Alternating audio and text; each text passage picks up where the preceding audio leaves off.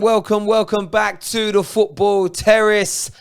Arsenal travel to Anfield tonight. It's one of the biggest games of the season, one of the biggest games so far this season. And I mean, right now I'm actually watching Fulham get an absolute beat down from Aston Villa. It's a proper beat down. Joined tonight by Igal, of course, a Gooner, man like Monster, Chelsea fan. No love lost between him and Liverpool so far this year. Boys, how we doing? Good. Excited about the game, Igal? Oh man, I having to watch the whole Premier League weekend and all the upsets. I'm waiting for our upset. We'll get into you in a little bit about that. Before we go any further, everyone tuning in, please hit the like button, hit the share buttons, the retweet buttons, etc. We need your support in relation to that. Someone says, why? Straight comment from a Liverpool fan here. Why is Monster here? I'm here to wind up everyone. Do you know what I mean? I'm here to pick up the pieces when whoever it goes bad for is going to get it today, innit?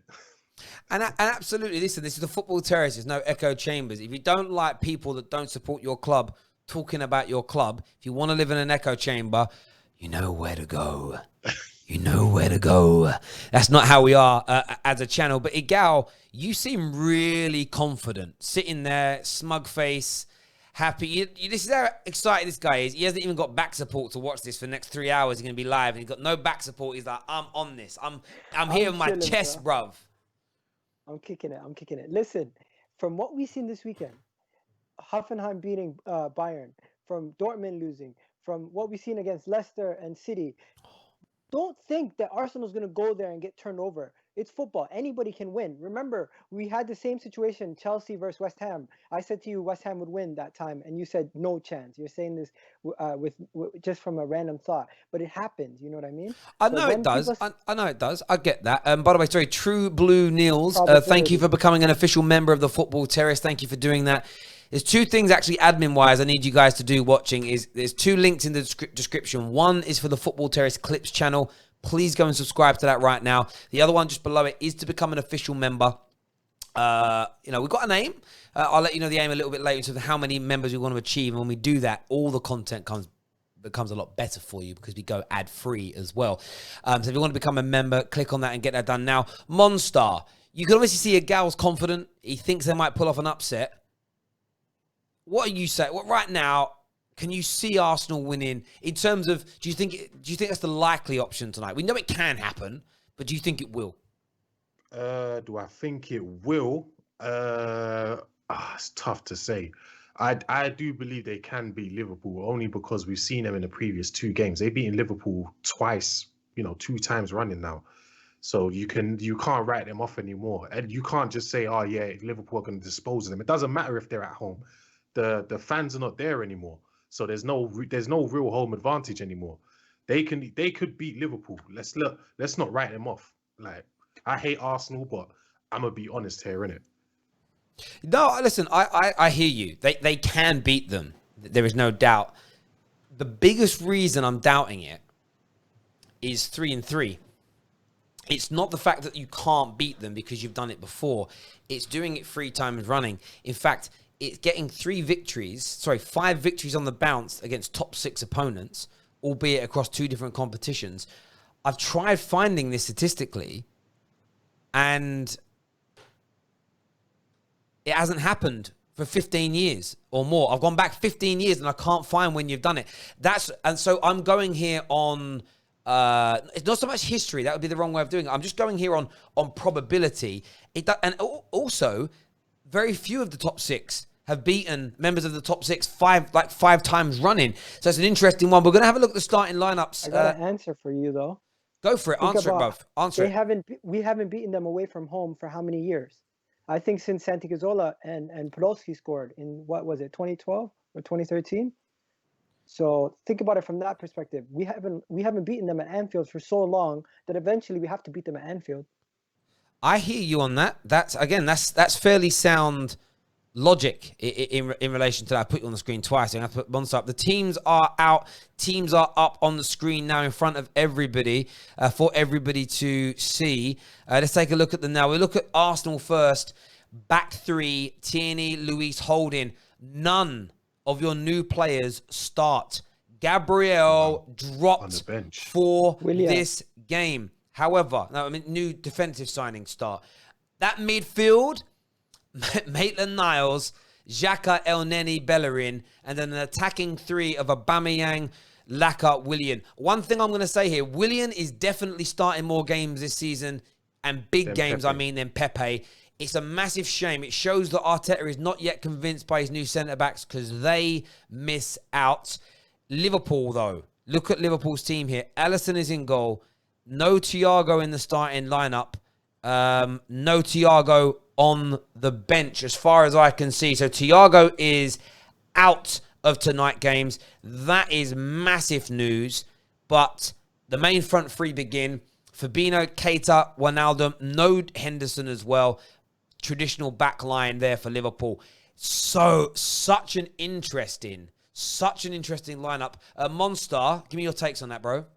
That as I'm looking at that right there, I'm looking at Arsenal. That is a tough midfield, just a tough team to break down. That's what he's gone for. That's going to be really hard to break down. As you saw this almost the exact same lineup in the Community Shield. That's going to be hard to break down. That's, Maitland-Niles, he's shown he can mark Salah out the game. Don't get it twisted. So he's going to be on Salah's ass. I can say that. Yeah, no, mate, I hear you on that one straight away. He is. I mean, it's pretty much Liverpool's strongest team, barring Henderson. I know people say Thiago, if we look at last season. So Liverpool, they don't have any excuses today because it's pretty much your best team. When I look at Arsenal, the weak points, Bellerin, El Neni, Luis, Holding. Like, that's them four there. Xhaka, those five for me are huge weak links.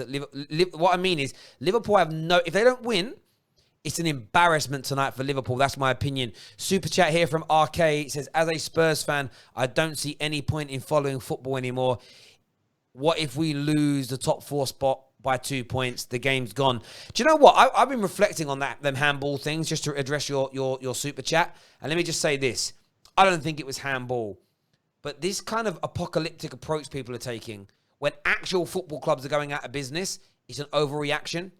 Because as bad as this new rule is, everyone's going to be punished by it this year, and everyone's going to benefit from this year. Did you see the stat on match of the day 2 last night? Spain and Italy have been giving penalties away for handballs like this since the beginning of last season. So there was 19 penalties given for handball last year in the Premier League. There was 50 and 60 respectively in those other 2 leagues. So this year we are going to see about 60 to 70 penalties given away because of these handballs. But my point to the Spurs fan will be, you may concede 2 or 3 like it, but you will score 2 or 3 like it. The only thing that I think will actually get damaged is there's going to be a lot less clean sheets and a lot more goals conceded by teams. And we need to throw that needs to be put out there. There's going to be teams this year that you're like, oh my God, we only conceded 28 goals last year. This season it's 35. These penalties are going to play a big part. That's my view. Back to this game for a moment, but thank you for the super chat. Get your super chat questions in now. It's the only way we're answering the questions. Members and super chats only. Now that we've had our first super chat, it's only fair. Igal, look at your team. Is it concerning that you've got Gabriel dropped and the fact that Ceballos still hasn't started a game? Saka, that was one of your best players last year, still can't get into the starting lineup, and your £72 million attacker in Pepe is dropped. Are you concerned that this team is going to get overrun by Liverpool?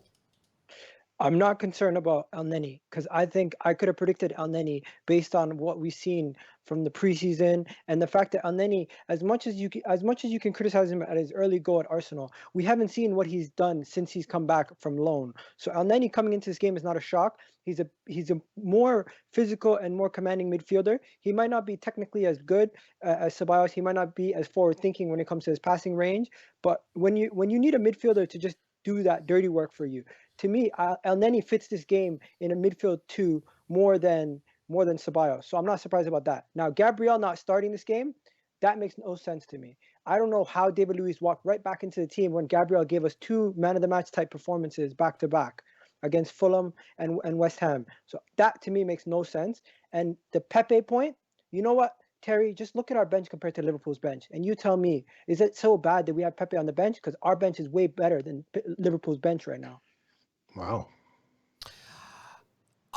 Do you know what? Your point about Pepe being on the bench, that's a good point. I mean, you look at Liverpool's bench now, Adrian, the goalkeeper, we'll put goalies aside. Origi, Minamino, Jota, Milner, Jones, William versus Pepe, Saka, Nketiah, Ceballos, Kolasinac, and Gabriel.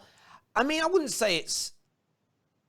Come on, Terry. I wouldn't say Be it's honest. that much better. Come on, Terry. I wouldn't Yeah, say it's yeah, that much You got better. match winners off the bench.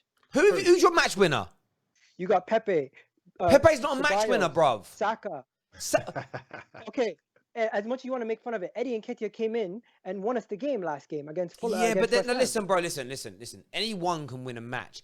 Nketiah's not a match, like, he's not regarded as a match. Like, match-winning players in the Premier League era are your Frank Lampards, your Steven Gerrards, your Wayne Rooneys, do you know what I mean? Your Thierry Henrys. You can't call Nketiah a match winner. Come on, bro. Pick on Nketiah as much as you want, but Saka, 12 assists last season, all competitions, okay? Hang on, I don't want to debate this. I just want to get that again. You think, Igal, your bench is stronger than Liverpool's today? That's fact. That's fact. Based on output last year, you're an output guy, Terry. Wow. Output last year. Our guys gave a better output than theirs. Okay, that's a fair point. You're attacking players, you can argue that. You're attacking players, yes. But James Milner gets into your first team, bruv. Okay, who else does? Jota gets into your first team.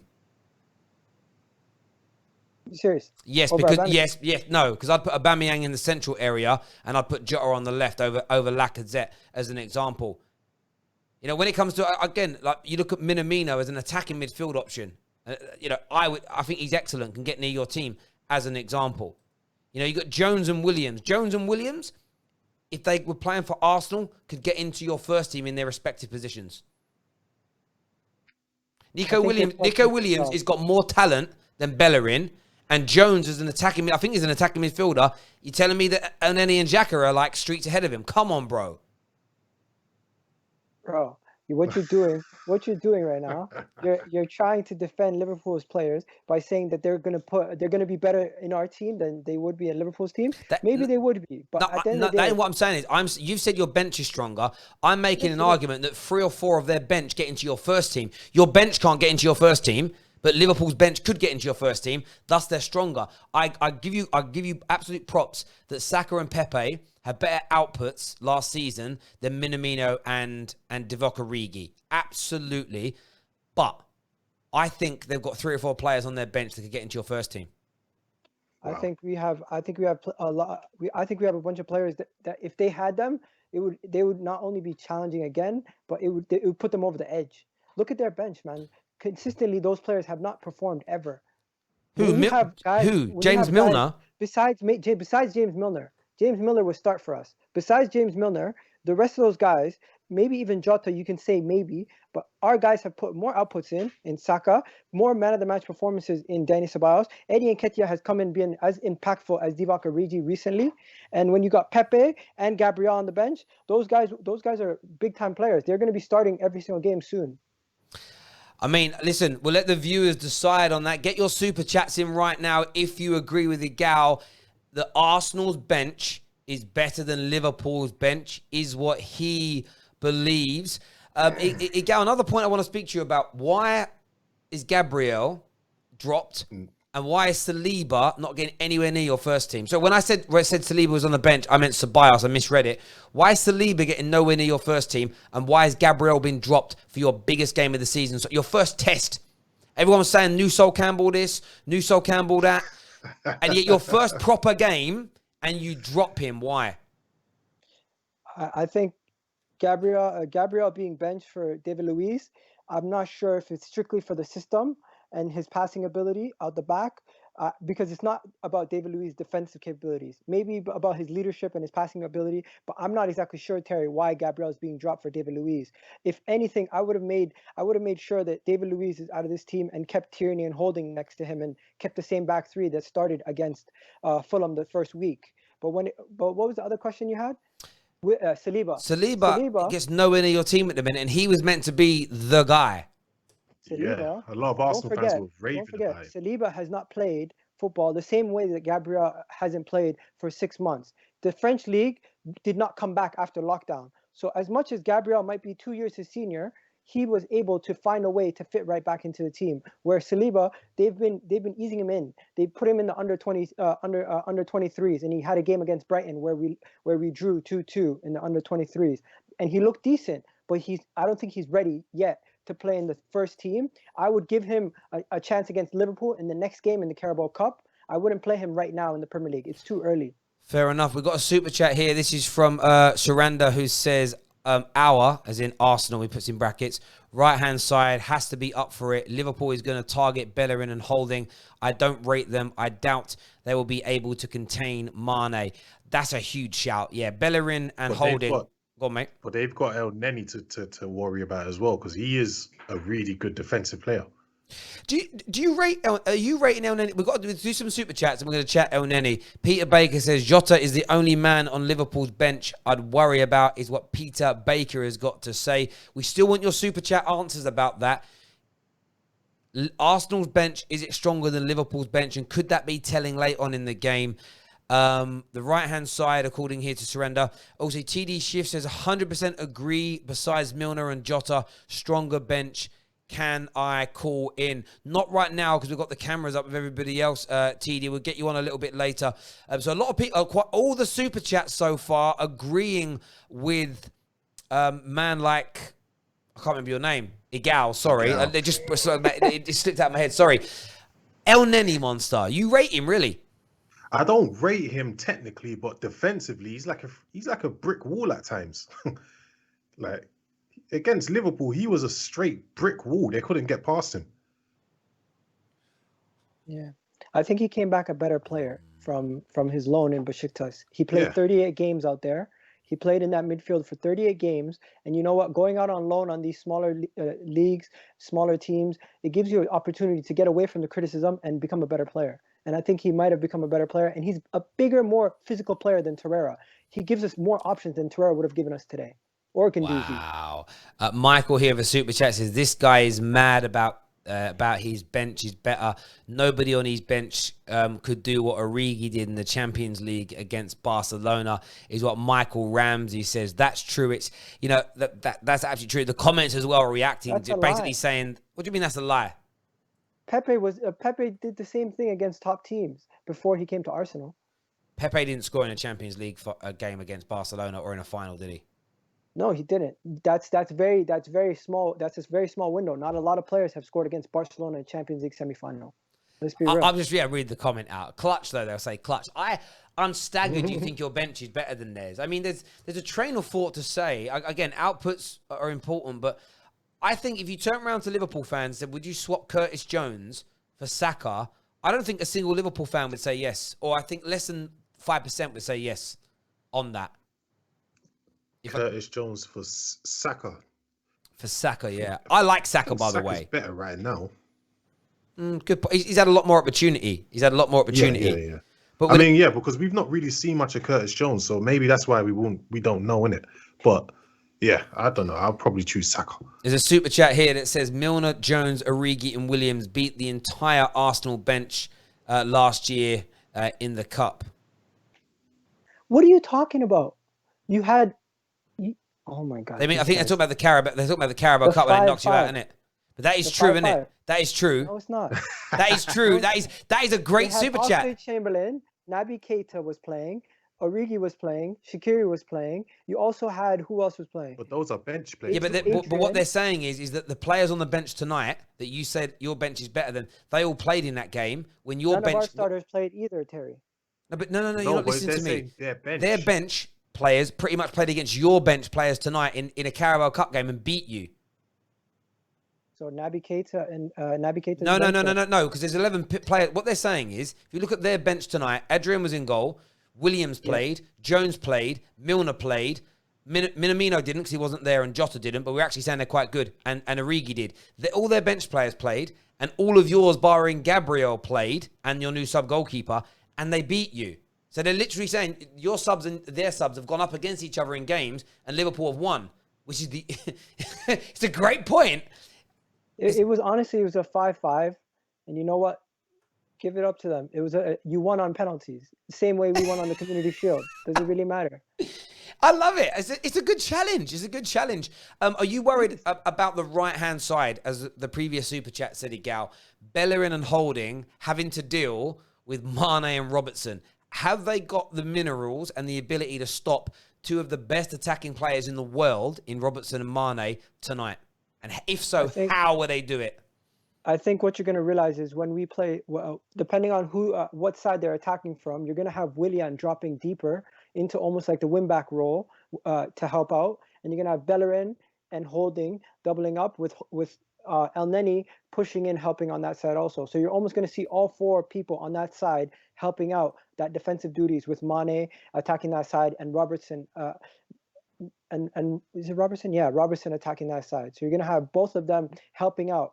And you're going to always have at least two people available for when Mane has the ball. We're almost going to drop so deep that the furthest player forward is always going to be Lacazette, and he's going to maybe even drop into midfield at times. I hear that. Steve Martin's here with the Super Chat. Says, Igal, if Saka, Pepe, Nketiah, Kolasinac, and Ceballos won't play more than 5 Premier League games if they were Liverpool players, if Jones and Williams, Origi are Arsenal players, they play more. I would challenge that by saying Oxlade-Chamberlain was getting a lot of games for us at the end, but he didn't get too many games in his Arsenal career. And you know what? At Liverpool, he got a lot of games. So I'm thinking if Saka was in that Liverpool game, that Liverpool team, you'd find a way to fit him in. If El Neni was there, if Eddie Nketiah was there, you'd find a way to fit him in. These players. No. You're telling me they're gonna drop Firmino for Eddie Nketiah? Who do they have as their backup options right now after? Brewster can't get a game. Yeah, because Brewster's as good as Nketiah. He's just at a club that's superior. If Brewster was an Arsenal Academy player, he'd get more game time than Nketiah. Yes, he would. Maybe Brewster's the wrong choice, but look at their defensive options. I think Ainsley Maitland-Niles would get into that team if anything ever happened to Trent. He would get in that team right away. A lot of these guys that they make fun of would get right into their team if anything happened. Even we have their second best center back would not be our first. But it doesn't make. You're saying that these Arsenal bench players would get into the Liverpool team, but they don't get into your team, and your team ain't as good as Liverpool.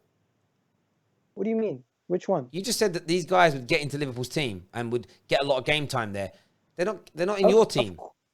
Of course, Saka is going to get a bunch of game time at Liverpool. He would get game time everywhere he played. In what position? If Saka was if he was at Manchester United. What United, position? He would play further forward. He'd play as a substitute for an attacking role. Okay, cool. TD Shifts here says, yes, Terry, they beat us on penalties in against a fading Liverpool Arsenal side. Good one, not a smart point at all. Peter here says 5-5 score in that Carabao Cup game, 1 on penalties. They did beat you, though. But I get your points. I do get your points. Keep your Super Chat questions coming. Obviously, myself and Monstar, we're here as a little bit of a... we beat them in the Carabao Cup, and we still don't talk about it. What? They're acting like it's their third team. A bunch of those players are still first-team players for them that played in that game.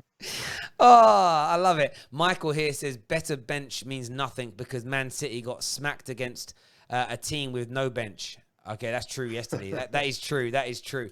The only way the bench argument becomes a reality is if Arsenal can keep it at 0-0 or 1-1 or 2-2 until the last 10, 15 minutes and your substitutions change the game.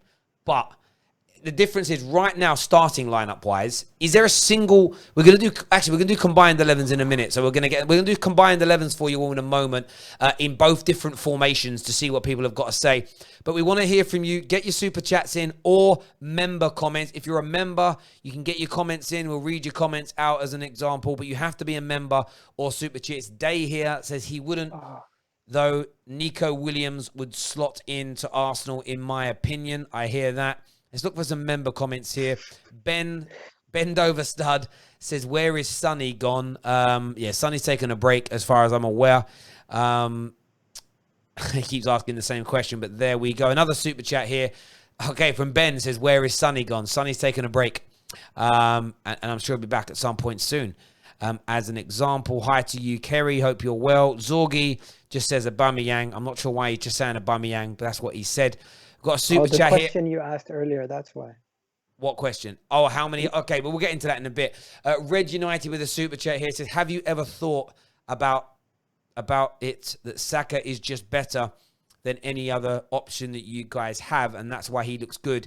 Everyone else are crap out there. So basically saying Saka looks like a great player because everybody else is rubbish. That's what Red United has said, Igal. I would challenge him by saying Saka finished all competitions third in the Premier League for most assists. Mate, it's a good challenge. It's a good challenge back. Do me a favor, nearly 2,000 people tuning in.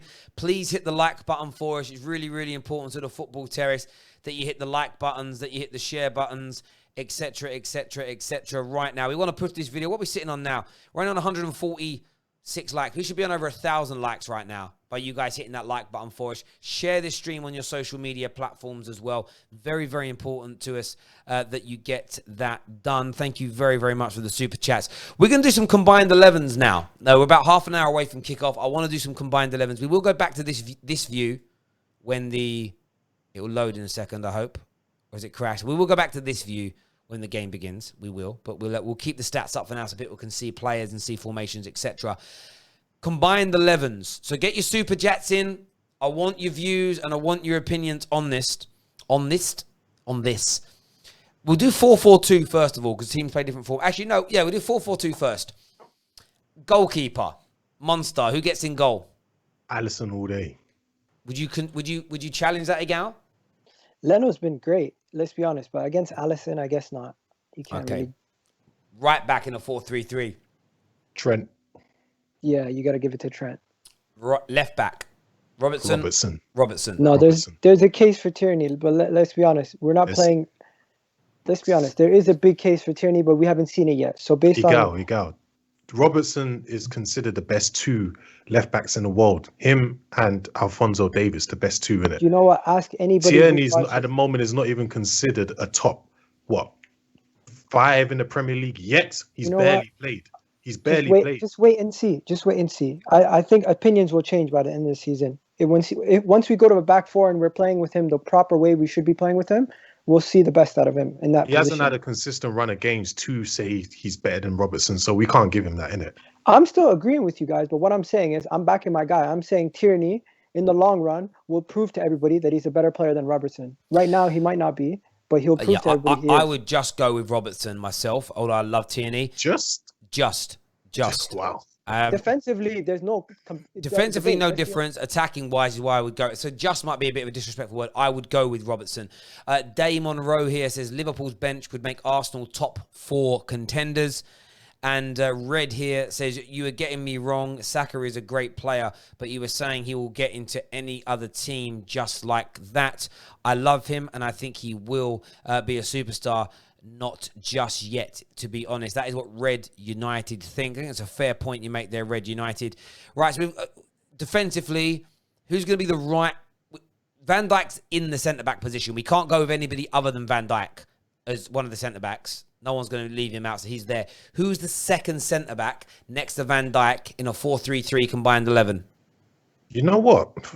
I would go with David Luiz. What? I would take David Luiz. What? You've got to explain that one, bro. I know he makes a lot of mistakes. I know. But he's better than Gomez. He is.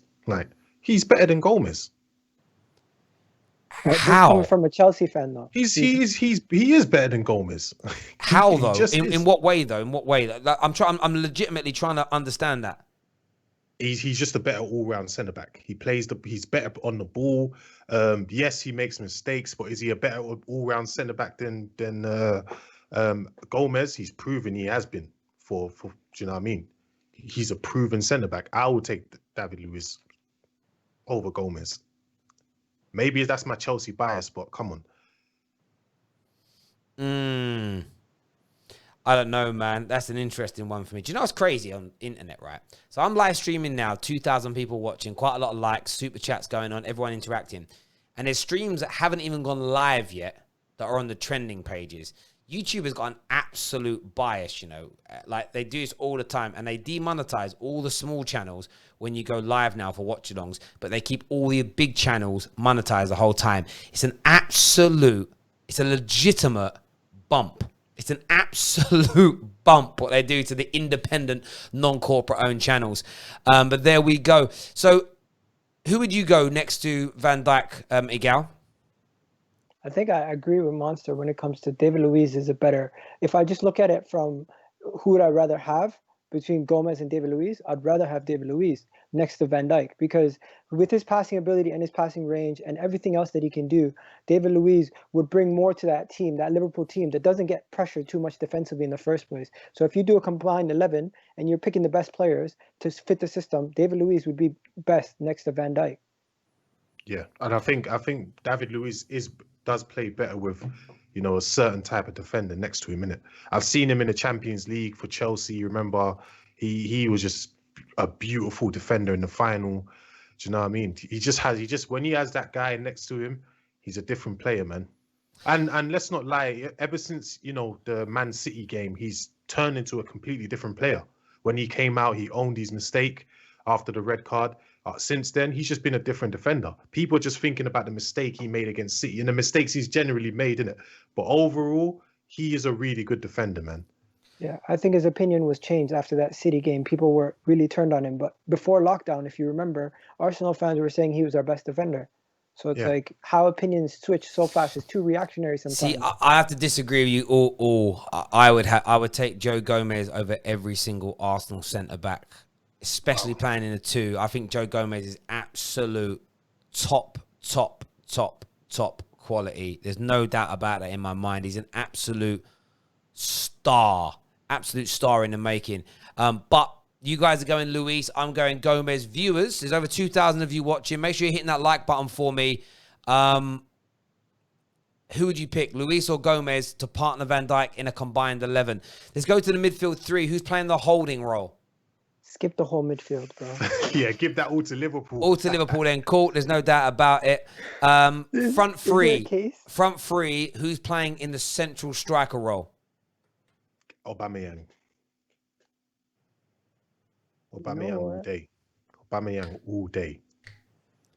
Aubameyang has to be in the team, but does he get in over Mane? Because I would put him on that left. He's played so well. If he's playing on the left, he is getting, like, people are not gonna like this, but if he's going on the left, he's playing over Mane, yes. But I would rather use him. You would pick Aubameyang over Mane on the left. That's what I'm saying. Yes. Put him on the left, and you know what? I'm putting two Arsenal guys in the team. I'm putting Lacazette over Firmino because I think Lacazette. Wait, Terry, would you not choose? Would you choose Mane over Aubameyang? On the left-hand side, I would pick Mane every single day of the week. I love Aubameyang. I think he's a brilliant striker, and I know he does score a lot of goals for Arsenal on the left. Yeah, but Mane is a better overall football player, and statistically, in terms of goal contributions, there isn't much between them. But Aubameyang, I'm pretty sure, is slightly better. I think Aubameyang's got a much better goal ratio, but in terms of goal contributions, it's different because of systems. But I would pick Mane personally. I'd put Mane on the left, I'd put Salah on the right, and I'd put Aubameyang through the middle. Yeah, that's what I would go. Because for me, you could, putting Aubameyang on the left and dropping Mane and then Lacazette in the middle, like you say, that weakens your attacking line. Why would you? Because Aubameyang's a better central striker than Lacazette. The reason you play Aubameyang out on the left, for me, is because your squad still isn't strong enough overall. I wouldn't play him. The reason it is because Lacazette won't. Lacazette and Firmino will offer you more up front to help usher the rest of the attackers forward.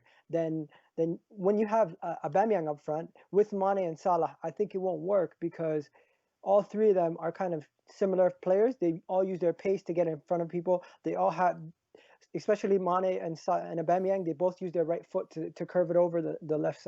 And then you have Salah on the other side. I think Firmino and Lacazette are integral to this front three. One of those two are integral to the front three if you're playing with the system. But the thing is, you can it doesn't matter to me. You cannot leave Aubameyang out of that team. So it's Firmino that's probably going to drop.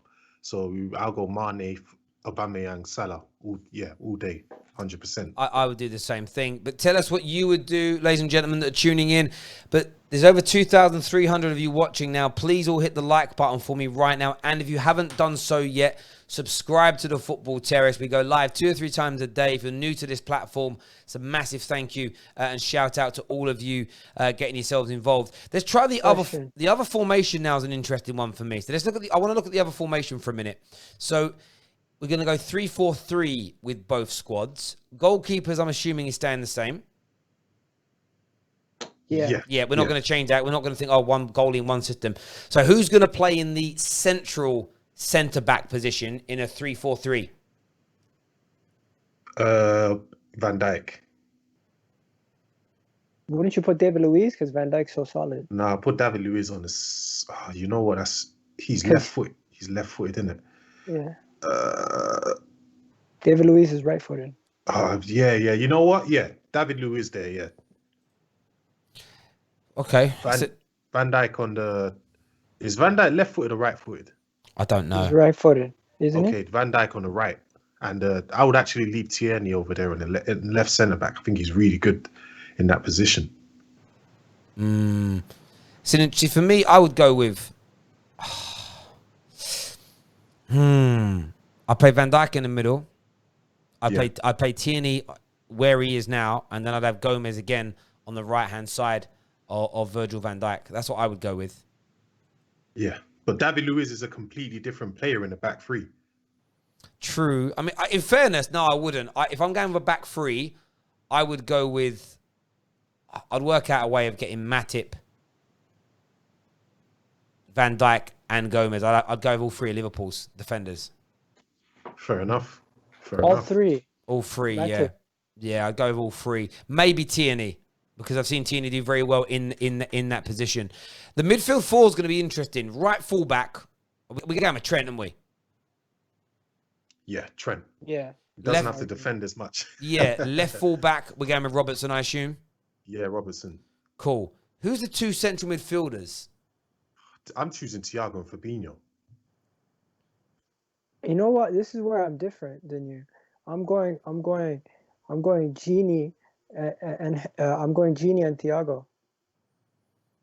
Explain because that. It's a midfield 2.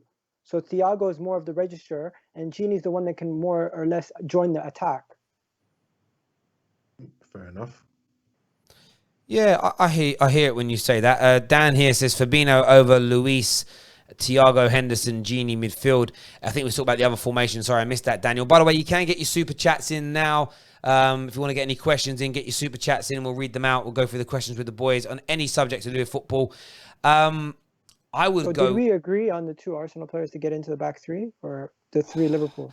Well, you can't have 2 defenders from Arsenal with your defensive record versus Liverpool's. I would go, if we're going to be fair, I'd go Tierney left, Van Dijk middle, Gomez on the right-hand side. That's a fair argument. That's fair. Yeah, that's fair enough. The thing I would say is the reason why we play this system is because it suits Tierney on the left, David Luiz on the middle, and anybody else, just put them on that right. Yeah, I think we've got fullbacks. So it's central midfield. That's fair enough. I think central midfield, it's got to be Thiago and Fabinho for me. But then, because you've got the creativity, you've got the skill, you've got literally everything. Collectively, every element of a central midfielder you've got amongst the 3 of them, the 2 of them. The attacking 3 is interesting. Would we actually go with anything different to what we did before? Mane, Aubameyang, Salah. Nah, remains the same. Can't be any different. I just want to discuss this though.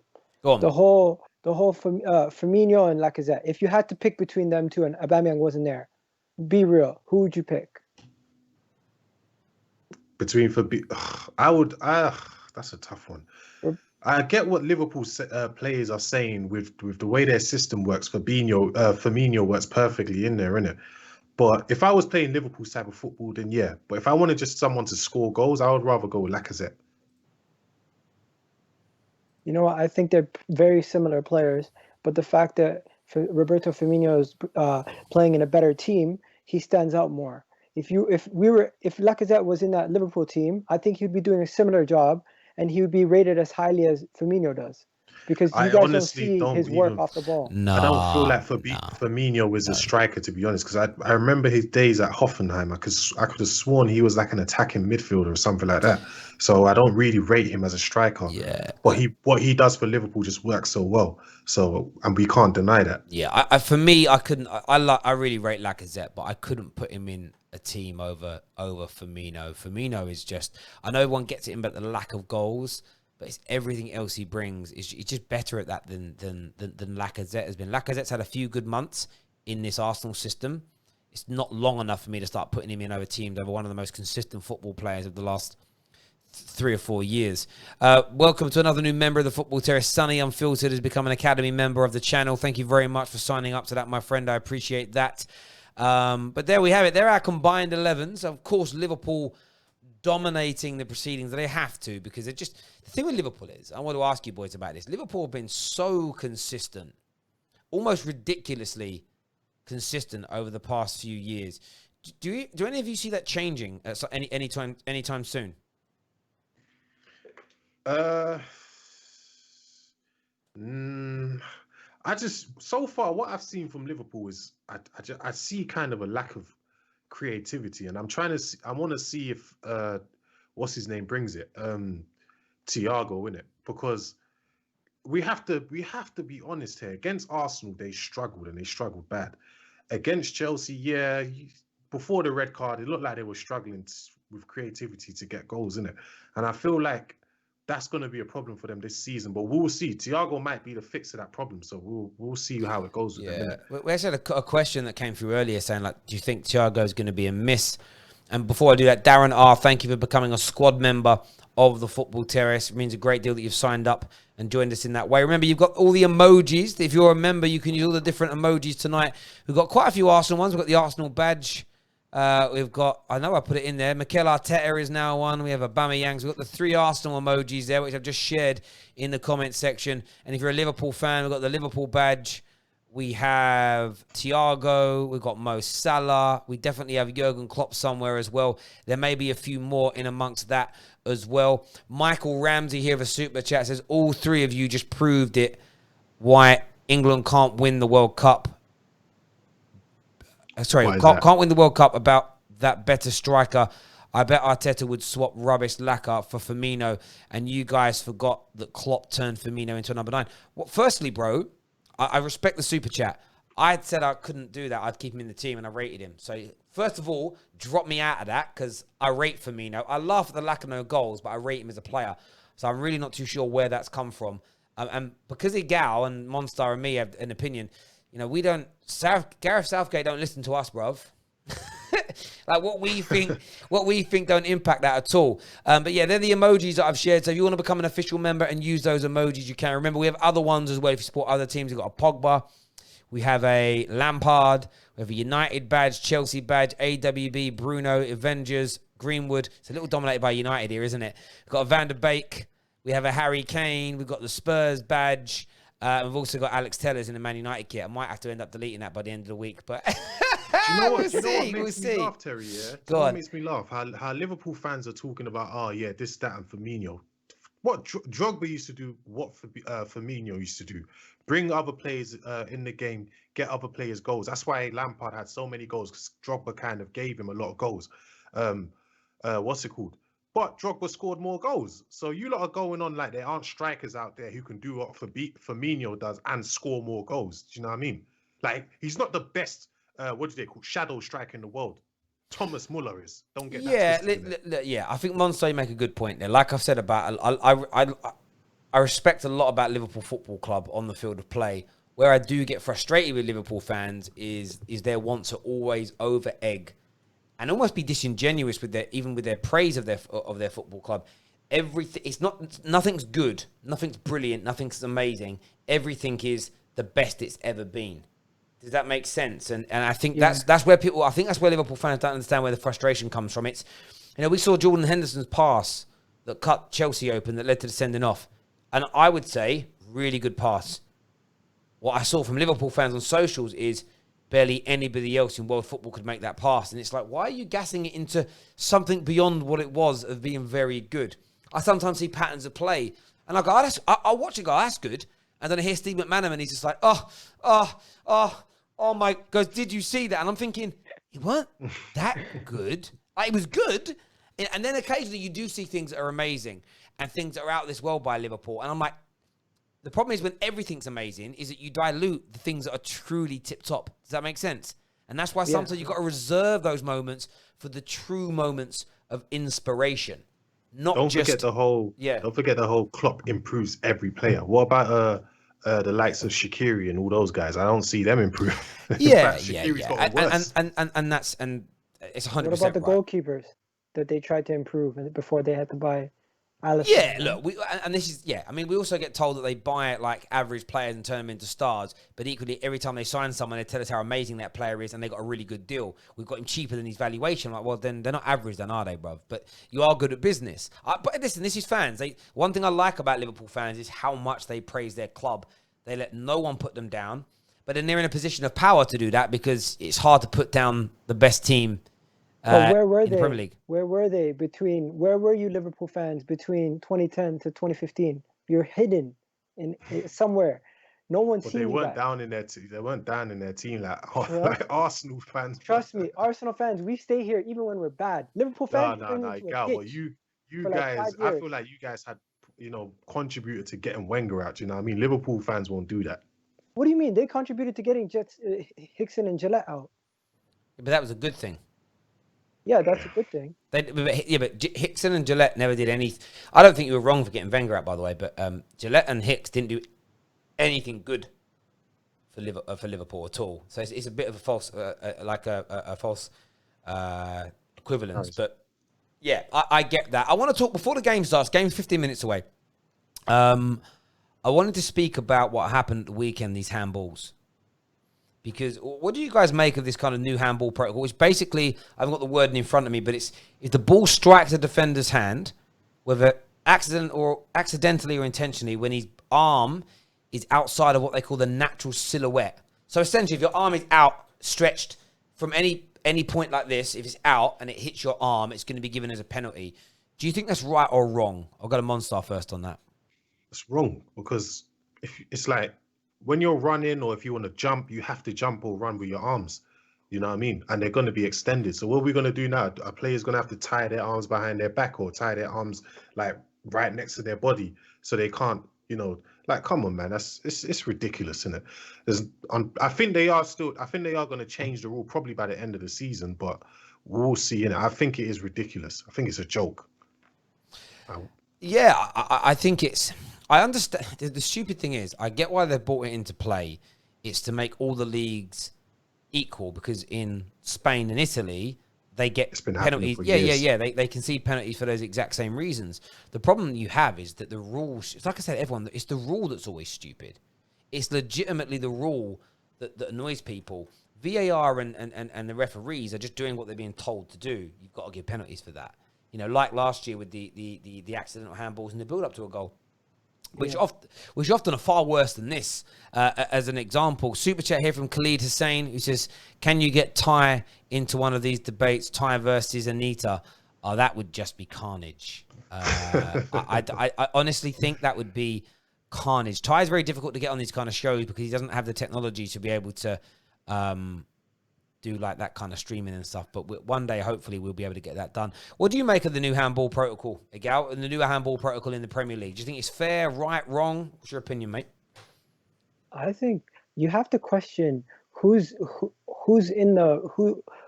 helping make these rules, because you need to have more people involved that are around the game, because there's how much people are in this committee making these rules? Is it the players, former managers? Because if everybody's against these kind of rules coming into the game, and FIFA is implementing these from last year, it's kind of, you got to question where the rules are coming from in the first place. Because you can't be watching football your whole entire life and say to somebody, a handball, this is a handball when somebody accidentally has their hand this close to their body. You can literally have your hand this close to your body, but just because your elbow's out and hits your elbow, it's a handball. That's ridiculous. I think this is the problem with it. It's all about So if you look at Lindelof's, he was clearly in a running motion as it hit his arm, and you can see it was an accident. There is a train of thought from some that said that with what Dyer did, and now I don't know, is what a lot of defenders do. You throw your arms out like that, so it looks like they're doing it naturally in the hope that it might hit you and stop a ball from going back across. Like it was premeditated. My arms are out and it hits me, but I'm kind of jumping. I can get away with it. I don't necessarily believe in that, but that's been a lot of the arguments today I've seen on social media. I've seen quite a few people that, by the way, not Arsenal fans who've got an axe to grind or Chelsea or West Ham fans, but I was a Portsmouth fan. I was reading saying how he thinks it's handball because he believes players jump like that with their backs not facing. They leave their arms out, so it looks like it's accidental, but yet they're making their bodies bigger on purpose.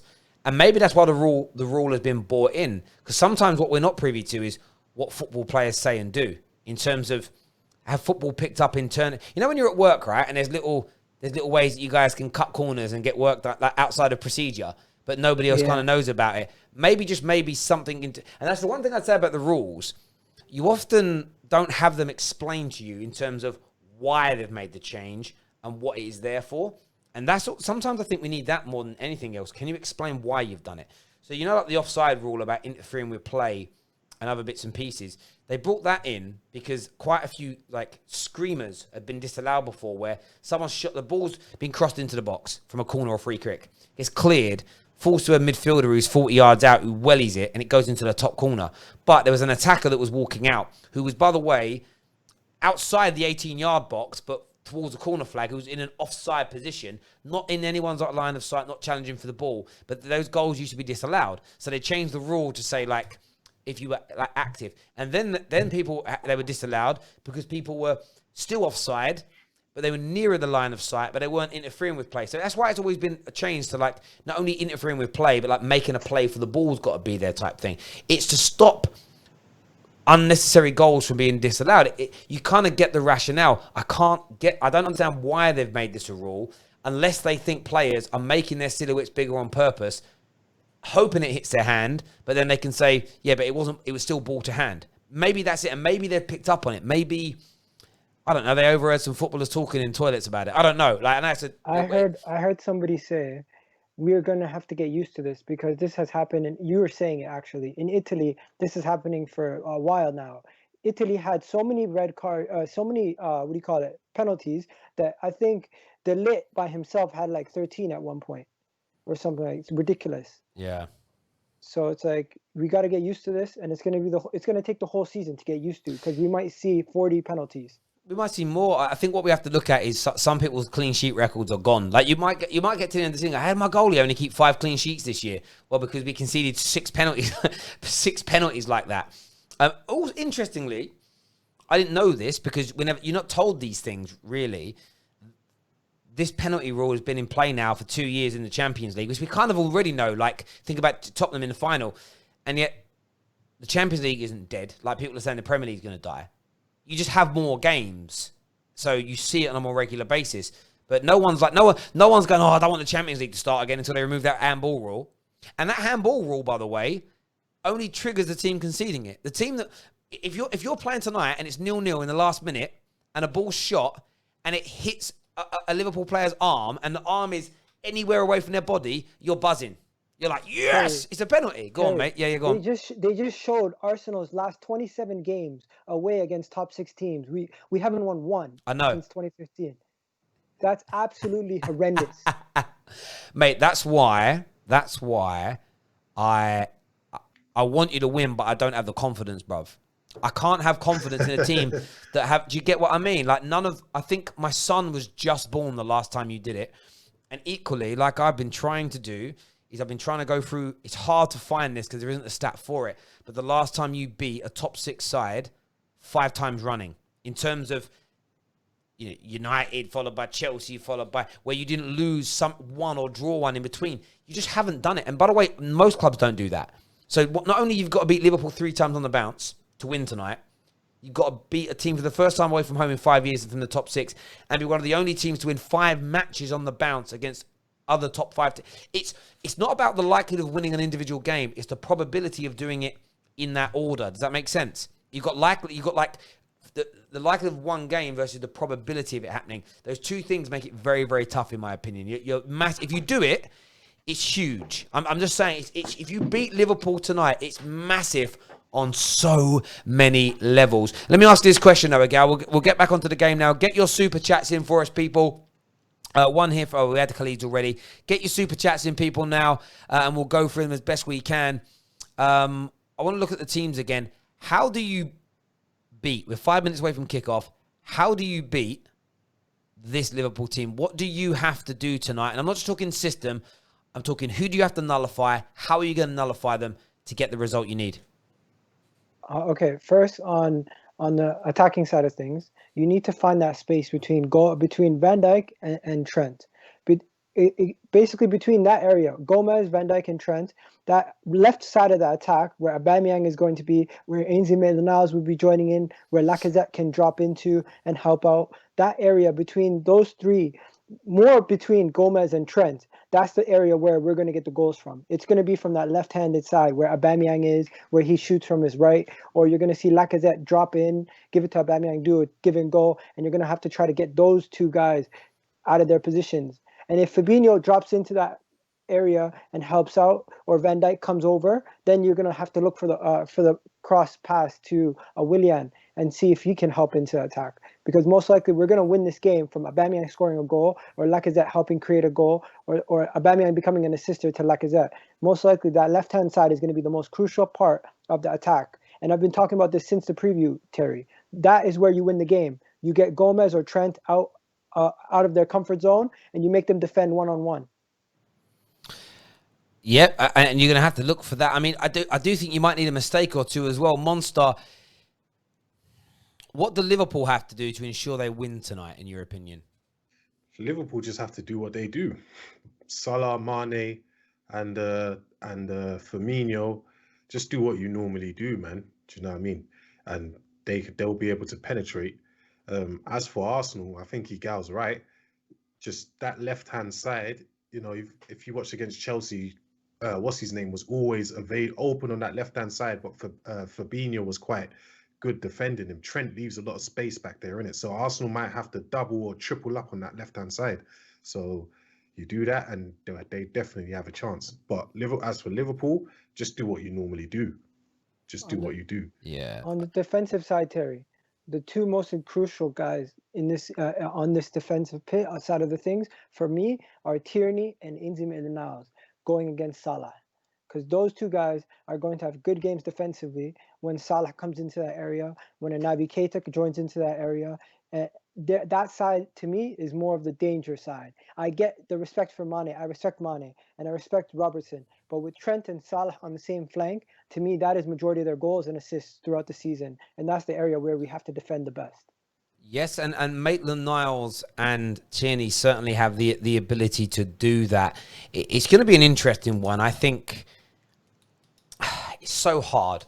In your game, in those 5 games we mentioned, last 4 games against top 6 opponents that you've gone on to win. Statistically, when you look at that, in those games, we went through it on the preview, you average just 6 shots per 35% of the ball. You average just 6 shots per game, and you concede 16 against you. What also got you through quite a few of those games was a certain Martinez who's no longer there. And I know Leno is a good goalkeeper as well. That can't be discounted.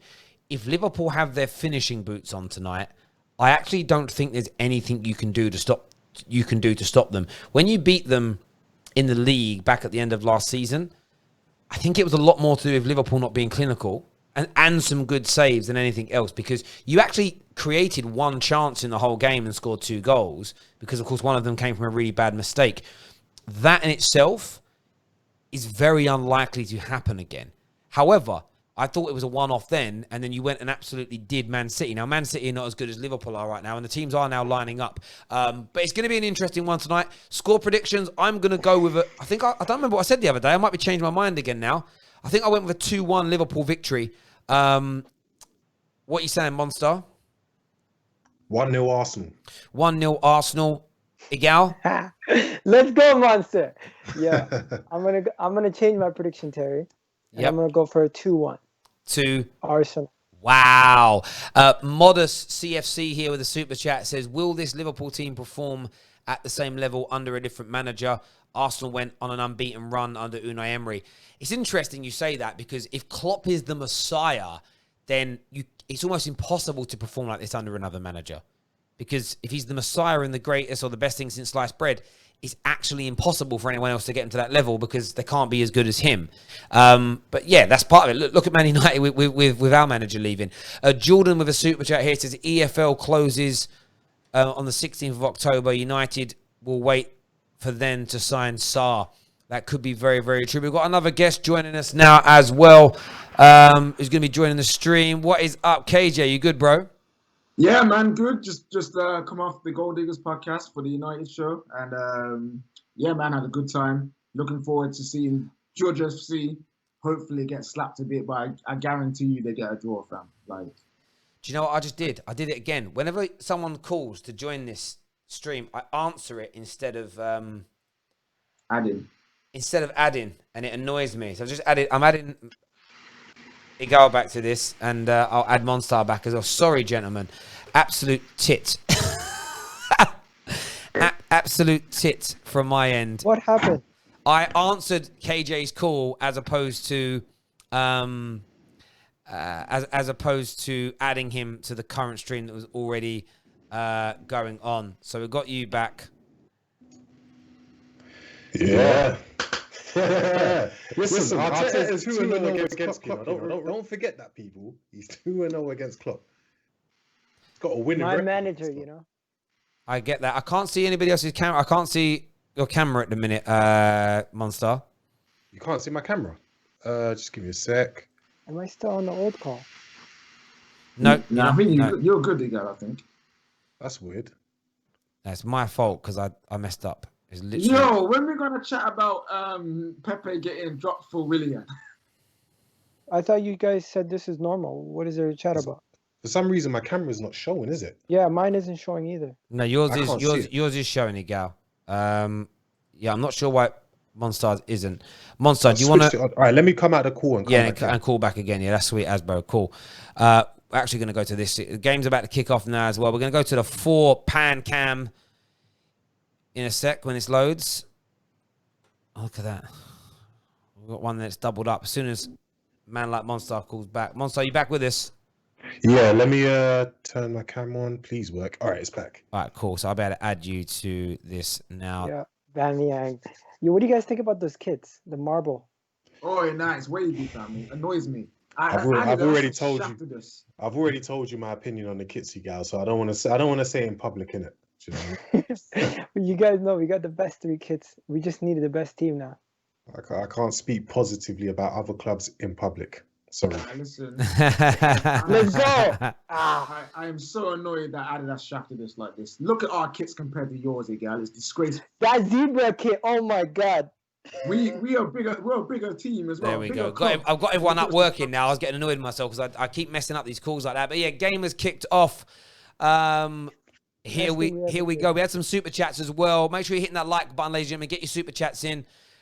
Blue FT says, do you think this match will have a bigger statement in terms of title race credentials, or is it too early to call?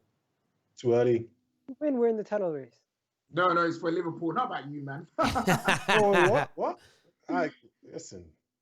Yeah, I think it's too early to say that yet. It's a bit like yesterday. We all laughed at City, but I'm not writing City off just yet. They've still got time in the transfer window.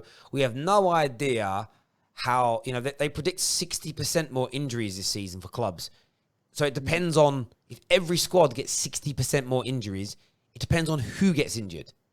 There's so many factors. So I'm not writing anything off just yet, no matter what. I mean, mathematically, there's 2 teams tonight could go on to 9 points. One of you teams could go on 9 points tonight, which puts you sort of like 6 points already in front of the cities of this world and whatnot. But all it takes is a couple of defeats in the other direction. Whoa, straight. What time are you guys all on? Don't worry about me. I'm not going to 40 emotionally react. So I'm on 1 minute. Yeah, you guys are probably ahead Yeah, of me. I'm at 50, cool. 55 seconds. Jeez, I'm literally a minute in front of you guys. Let me pause my... What you want, Monster, though? I'm on 46 seconds. I'm going to pause. When you guys get to 1 minute 53, what's your name? KJ, let me know and I'll press play. And then that way we're all pretty much within a few seconds 1 minute, of each other. what, sorry? 1 I minute just 51. seen what you were talking about. Aubameyang running on his own. Yeah, so that's the thing. I need to get myself in time with you guys. 33. 151. Sorry. Okay, 150. All right, cool. I'll tell you. Let me know when we're there. So I'm watching directly via Sky. Do us a big favor while we're waiting here. Hit the like button, share button, and everything else. And make sure you're subscribing to the Football Terrace. It's really important that we get that done. 4, 3, 2, 1. I'm there. Oh. There we go. Sweet. So we're pretty much with each other now. Pretty much What in second sync. are you at? I'm at 150 now. Oh, Jesus. Yeah, You're should be good. Yeah, 10 seconds within about is 10 seconds is grand. We're about 10 seconds. We're not going to get much closer than that because everyone's at different times.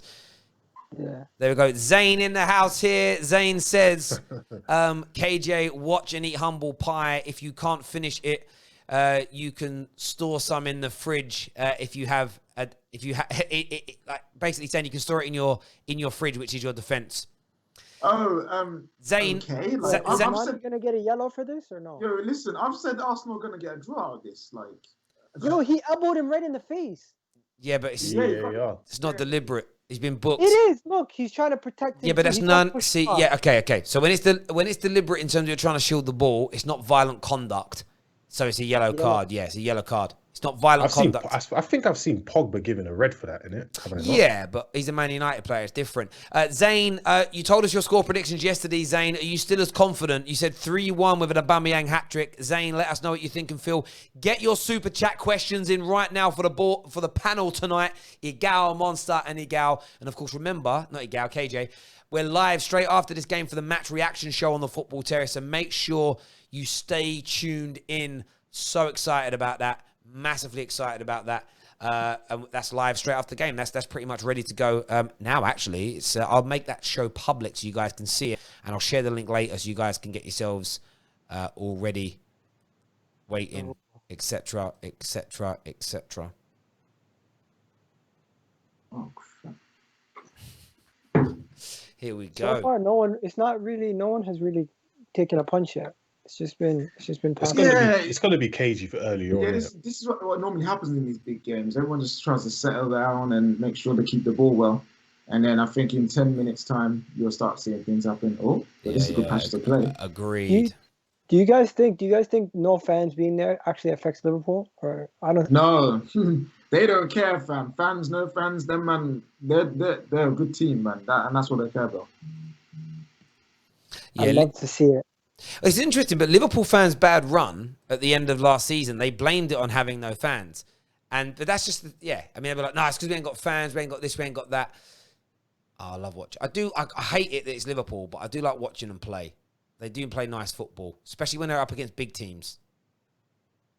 How defensive Arsenal are already, man. It's pretty much like even their centre forward is on the edge of the box, their own box. He always does that. That is They're honestly. tough, And by the way, Gal, we didn't bring this up in the build-up. Did you see what your own manager said the other day, proving Mr. Terry Fluid's right again, that he's not about the Wenger swashbuckling style. This is his style. And he basically saying he will be more pragmatic. He will be more defensively sound. He won't just go out there and play gun-ho football against the bigger sides. And that's what I told you, man. Until you build a squad that's capable of going toe-to-toe, you're just not going to go toe-to-toe, which is the right thing to do. And Arsenal fans have got to stop being precious about it. We have to be realistic, though. We have to be realistic. At the end of the day, we're not on their level right now. So in order to match their levels, sometimes you have to be pragmatic. And you know what? If we're winning, no one's going to care. And that's the point. All teams that are pragmatic play pragmatically because they're not on the levels. Other than when Jose did it with like his Chelsea team that was superior, that's what annoyed everyone. But you guys are doing the right thing by being pragmatic, bruv. You can't. But I think this is them, though. I think this will be them. I think this is Arteta. No, I hear that. I can't see him change. Like, even if he gets the squad, I can't see him changing because I feel like you've invested so much time in being this. Trying to change it would be actually the downfall of him. Yeah, I think he wants to go to a back four eventually. But when it comes to, I think that when the system change happens is when the formation change happens. Yeah, but you've got to see. I think people get over. Systems don't necessarily change just because the formation changes. Managers still play as their standard way of going. And when you're up against smaller teams, you will dominate and pass the ball more and rip them apart, like you've done your opening 2 games. It's just when you go up against squads, you know, we did a combined 11, and you guys are scraping 2 or 3 players in. So you Scraping. by your own admission, you can't go toe-to-toe with a team like that. Yo, Igal, who did you put in from Arsenal in that combined 11? David Luiz, Tierney, and Aubameyang. Tierney. Well, hold on. So where's Thiago at? I thought he wasn't injury prone. Leave him alone. No, I'm just saying, man. You know, according to Liverpool, you know, all their. Oh, Trent, what a mistake! It's gonna be a foul as well. Oh, referee didn't give it. You guys are behind me, innit? I think mine likes to pause. But Look at Lacazette. What a problem he is for people. You are weird again. Did you just see Trent's bad back pass? Yeah. No, but Lacazette, this is what I mean. When people say Fabinho does that, they like jerk off to it. But when Lacazette does it, no one jerks off to that. No, but this is what I'm saying though. Every player makes a mistake, yeah. But when Liverpool players do it, it's not like when Van Dijk was on his Virgil van Maguire little run, you know. No one was saying, don't say that. Don't say that. No one was saying anything. Do you know what I mean? Thiago Silva came and made one mistake. All of a sudden, he's not suited for the Premier League. Remember though, Trent is the same guy who got ripped by Rashford two times. Ripped by Christian Pulisic. He ran through the whole defense. Harrison 2 weeks ago, Bob. Like we all know this about Trent. If you come on the inside, man's scrambling. The one thing Liverpool have in their favour is that at the moment, and it will change. The moment they're the media darlings, and they're the team that everybody loves to like thorn over, and it's fine because every club when Chelsea first started winning under Jose, that was you guys, bruv. You guys could do nothing wrong for about 3 or 4 years. It was just like, oh my god, there's a new kid on the block. There's winning titles. There's ruffling the feathers of Wenger and Fergie, and it's the same thing. And then the media got bored of you, and it's been and it changes. And look how bored the media are now of Jose. They lie about what he says rather than kind of celebrate it. And Liverpool, and this is what Liverpool fans don't, especially the younger Liverpool fans, don't realise, is that in another couple of years it could go the other way for you guys too. But there we go. Aubameyang coming forward here down the left-hand side. Tierney's ball. Silly there from Maitland Piles offside. I said that once as a bit of a joke to in a studio with Ty, and I thought Ty was gonna jib me, bruv. He's like, "What's you like straight away?" He looks at me. He was like, "What's you that for?" And it weren't even live. What's you that for? I said, "I'm just joking, bruv." To Ty, you don't address them by their last name. You address them by their first name. So to him, it's not Ainsley, it's Ainsley. It's not Maitland now. That makes me die as well. I love when he does things like that. Like you know what? It's still to this day. Made me laugh when he went to go shake that female player's hand, and so he got absolutely just aired. Yeah, yeah, like legit. You know what killed me? I was watching the American broadcast one time, and Ty came on, and he was the thumbs up. Oh yeah, he thought he was a football player. It's interesting. Like I love Ty. I'm not getting onto him. He is a genuinely lovely bloke. Like I think we would get along. He's a lovely bloke. Now you two would, because you're very.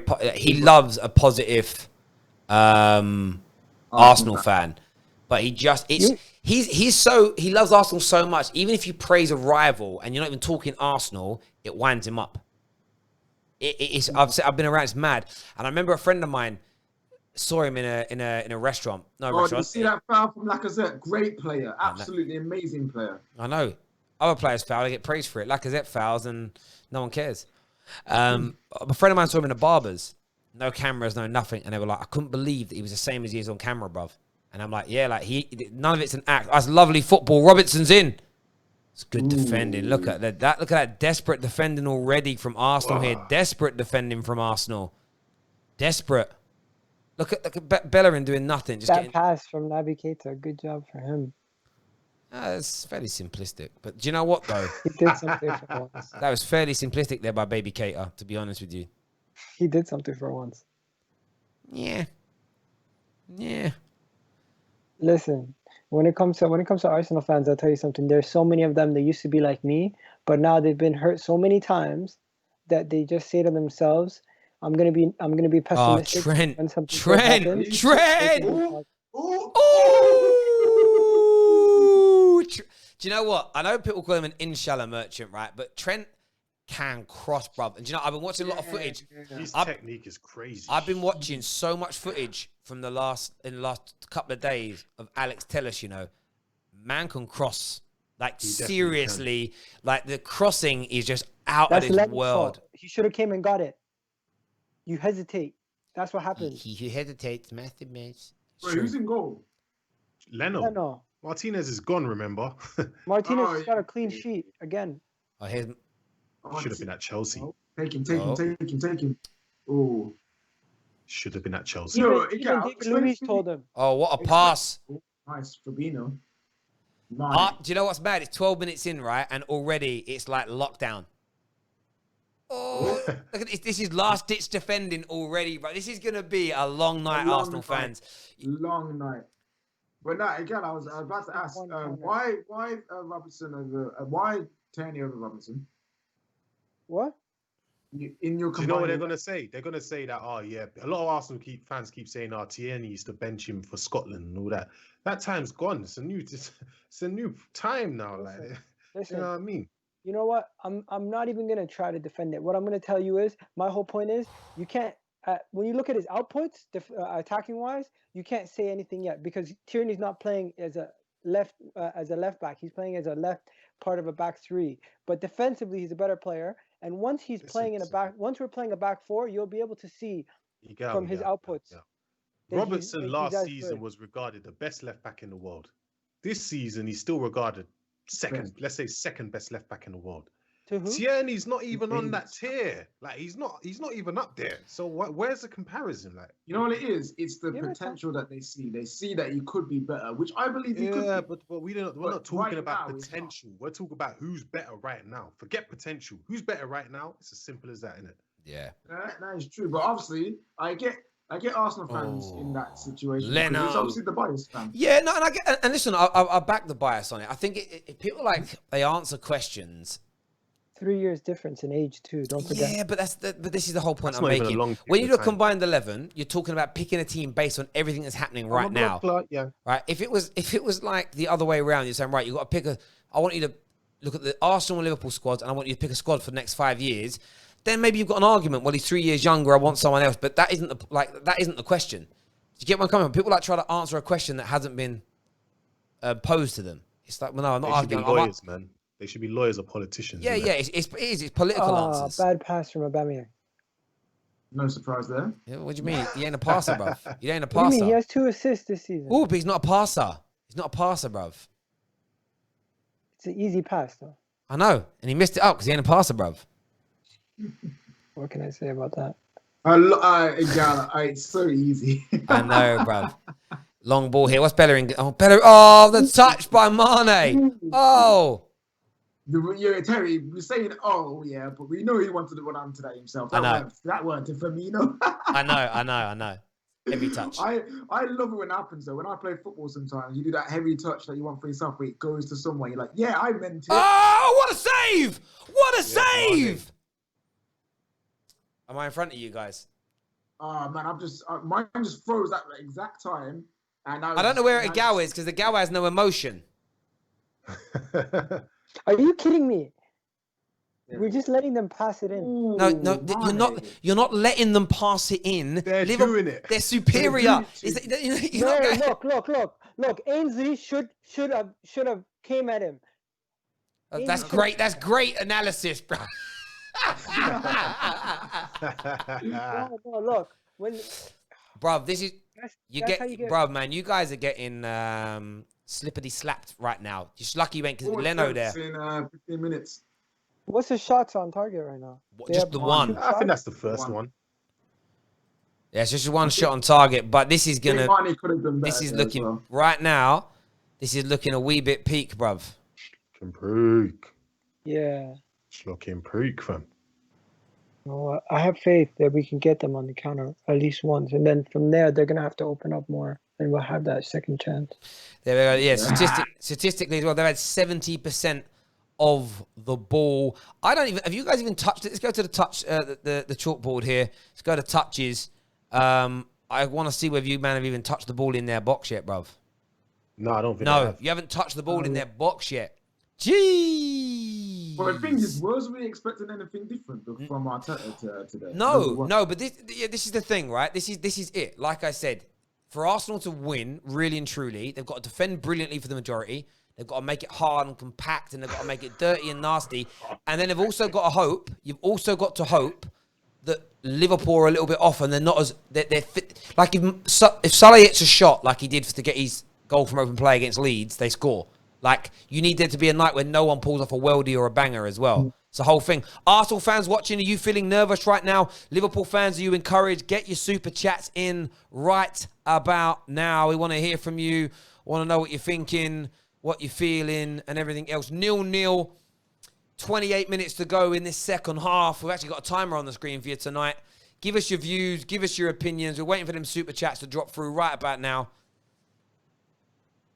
One thing I will say about Liverpool, which I like, and I don't like the fact that I like it, is their ball retention is very good. They move the ball well. As soon as they lose it, we're not jump, pressing as high as we did. We're not pressing as high as we did last year. No, as you can see, Aubameyang and Lacazette are not pressing as high. If you press too high, too fast at this stage of the season, when sharpness and match fitness isn't where you need it to be, you'll be exhausted by 60 minutes and you'll get killed. It's a balancing act. Oh, that's awful. It's a balancing act always in these situations. If you go gun-ho from the beginning, you could be exhausted by 60, 70 minutes and be finished. You've got to reserve some energy because it's too early in the season. Even for teams like yourselves that have had a pre-season. The football. Oh my! Oh. What is Leno doing? Igal, I can't lie, man. Arsenal are looking like my legs on leg day, man. They're looking shaky. Stop this, bro. Don't make me laugh. Listen. Nah, but I'm telling you, Igal, have you ever done leg day? Yeah.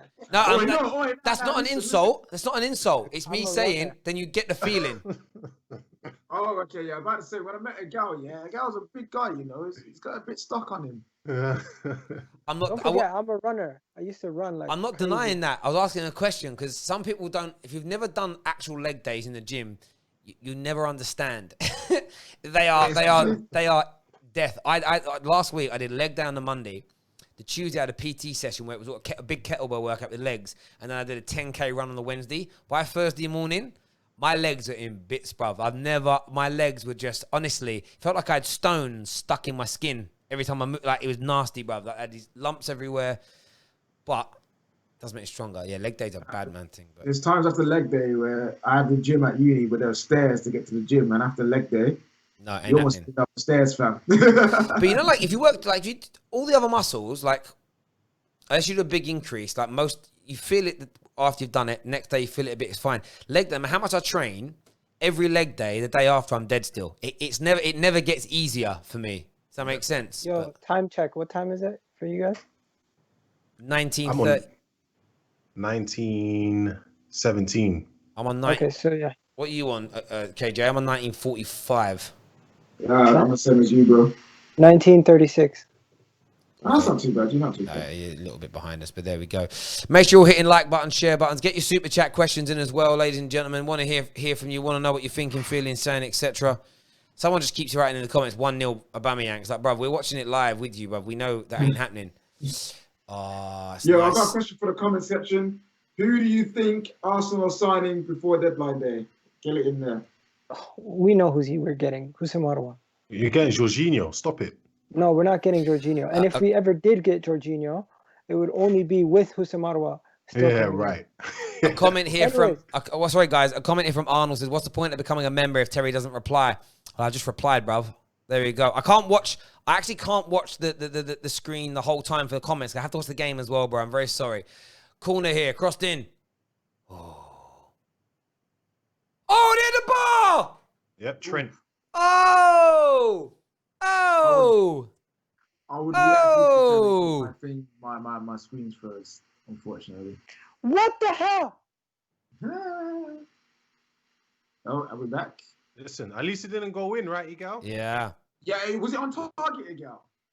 No, it's not. A crossbar is not on It's target. definitely not on target when it hits the bar, right? No, Gal, no, it's on target. That's a shot on target. You got lucky. Your goalie was beat there, wasn't he? Was your goalie beat? It took a deflection. It was on target, but the deflection took it off target. Was your goalie beat? Yes, he was, because the deflection, it would have went in. No, it wouldn't have got. It wouldn't have gone in because it weren't on target. It would have went in if it was a little bit lower. Of course it would. Like most goals. Nah, Leno. If it didn't take the deflection, Leno had that. Like most goals that hit the post, if it was a little bit lower, a little bit to the right or left, it would have went in. But it didn't. Well, it depends on what side. Your point is established that when it hits the bar, it's not on target. I get it. It's not a point. it's a footballing fact. Okay. Man's like, I get your opinion on on the rules. It's like, you know what I mean? It's like the offside ones. People like, Rob Holding, wow. I love it when people are like, my guy was only offside by like half an inch. You're talking about his hairline, bro. That man needs to go to Turkey, bro. Rob Holding, bruv. That's good in the end, but how do you let that ball get underneath him like that? Mane's hair's actually looking all right. He's styling it pretty well. Stephen Bauer here says fact. When he grew that stuff, when he grew his hair, it was bad. It was horrible, man. When Aubameyang come out of lockdown as well. Oh, that was terrible. I felt bad for him. The pictures, they did him dirty. The thing is as well, like, none of these people have to have hair like that. Like, none of these footballers have to. Like, you're obviously trying to... If you're, like, using the colouring pens on your head like Aubameyang does, you're clearly trying to cover it up, right? You know, like, quite a few of my, like, Indian pals, they put, like, a powder in their hair. And then like an eyeliner thing on the front of their head, right? So the point to them, I always say to them, you obviously care, right? If you care, you got money. I know they've got money. Like, why don't you get like a transplant? Like, because you care. If you don't care about it, shave it off. It's when you're covering it. This one guy, he used to spray paint the back. He was like spray on the back of his head, and it was, you could really tell from a distance, or at night time you couldn't tell, but in the daytime when you saw the back of his head, it's like, bruv, it's like he rubs shoe polish on his head. Did you notice Bellerin's the only person with his pants tucked in? Everybody else, no one's tucked in their pants. Wait, no. Since when did he start doing that? Tierney as well. Tierney does too. Oh, giving away. Genie's shot is poor. Arsenal getting peppered though, bruv. Salt and peppered. Getting seasoned. Salt and peppers. Oh my God. What are they doing? What? Hang on, bro. I want to ask you a question, Igal. What happened to this beautiful free-flowing football that you play out from the back? You know when you guys did the montages of your goals against like Fulham and other dead teams? Is crucial to that. Martinez is crucial to that. Leno was always a little shaky playing out the... No. But do you know what's going to happen, though? I'm telling you this now for a fact. Arsenal are going to score in a minute. Do you know why? Because Liverpool... It's just a fact. Liverpool have had all the ball. Arsenal have scored. They've scored. Arsenal scored! I told you they were going to score! I told you to judge. What they're talking about Judge FC, fam? Who scored? You guys are lying. Lacazette scored. I'm watching it now. Yeah. I'm watching it now, bro. Look at that play at the back. Okay, Tierney. Oh, it was a mistake by Robertson. Oh, my God. What a mistake. Lacazette.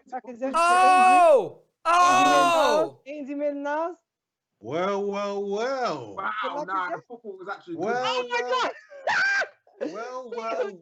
Guys, do me a favor, guys. Don't let anyone know the goals are going in until we actually see the goals go in. It just ruins the moment. It's like Christmas. I've had my presents before they're wrapped. This guy can't play. Hang on, they can't play ball. Listen, it's a goal, right? But that's all that's a Robertson mistake. That is nothing other than that. One more, one down. Let's get it. Do you know what? I can't wait to. If this game ends like this, I'm going to roast the hell out of Liverpool. But apparently Liverpool defenders don't make mistakes. Only Thiago Silva does, right? Well, not even that, bro. I mean, it's just it's more than that, right? Just what's even mad about that is I was just saying it before I knew the goal went in. I just looked again. They are peppering you. We're laughing and joking, but I was like, they're going to concede. It had Arsenal going 1-0 up written all over it. Wow. Remember, everyone keeps talking about Lacazette as like a threat. Get that notion's gone. 3 for 3. No. Sorry, Agal, you're going wrong here. That's not even like a pressure. That is a pure, like, crazy mistake. Lacazette did well to finish it, but Come on, that's all about the defensive mistake. Lest we not forget, Virgil van Maguire should have been clearing. 3 for 3. Let's be real. But this is why I'm calling them Judge FC, yeah? Remember the last time they played Liverpool and won? Again, it was 2 mistakes that led to their goals, and it's happened again. Guys, just hopefully we can just have this one. Listen, I said it anyway, innit? You know, I predicted Arsenal, but the game's not over, innit? And do you know what's mad? What is, you guys put respect on his name. He came back a better player from Turkey. Wait, what? Why? He made an interception because someone passed it to him. No, because we don't have midfielders who do anything. Sorry, Gal, I'm really sorry to say this to you, bro. Oh, is it? Salah! 1-1 goal! Back in you were getting ripped apart, bruv. You scored against a run of play and then opened up, by the way, and then he was nowhere for that, bruv. Come on. And Gal's sitting there going, oh my God, my player made an interception. It's what happened here. David Luiz, awful Luis. Gave the foul away. Bellerin's Tierney got absolutely skinned. Where are you? What the hell is Leno doing? That's not Leno's fault. David Luiz, awful. Tierney, look how easily Tierney got stripped there, bruv. He got stripped like a $3 hooker, and then boom. Leno saved awful as well. Worse than Kepa. Nah, listen. Oh, that's awful. That is bad by Leno, to be fair. See the replay. On that, you know what I said to you before the game, Miguel? What Martinez was doing for you at the end of last season was a huge... It can't go underestimate. He was pulling off worldies. Leno there. But hey, just Leno there. Leno, Tierney, David Luiz in the build-up to that goal. Absolute criminal, Gal. What do you make of David Luiz and Tierney's defending, Gal? Oh my God, Tierney just got outpaced. No, he got stripped, bruv. He ain't got no clothes left on, bruv. Is this the guy that's better than Andy Robertson? This guy. Did you not just see Andy Robertson making mistakes for the first goal? I wouldn't talk right now. The propaganda starts now. Chilwell's better than both these trash guys, man. Get out of here! Get out of here! Get in trouble because of you. So, if Benjamin now was at Leicester, he'd be worth 50 million. Let's be real. Listen, okay, Gal, yeah, you're just raving about Guys, El Neni. Get your suit. Sorry, mate. Go on, KJ. Sorry. Yeah, El Neni, he was running into the box. He could see Mane. Why didn't he not pick him up? He got sucked into the ball, fam. I honestly, that goal is all Leno's fault. No, it isn't. It isn't. Tierney, Leno, when you come out to save the ball and you have it. No, Leno takes a big part of the blame.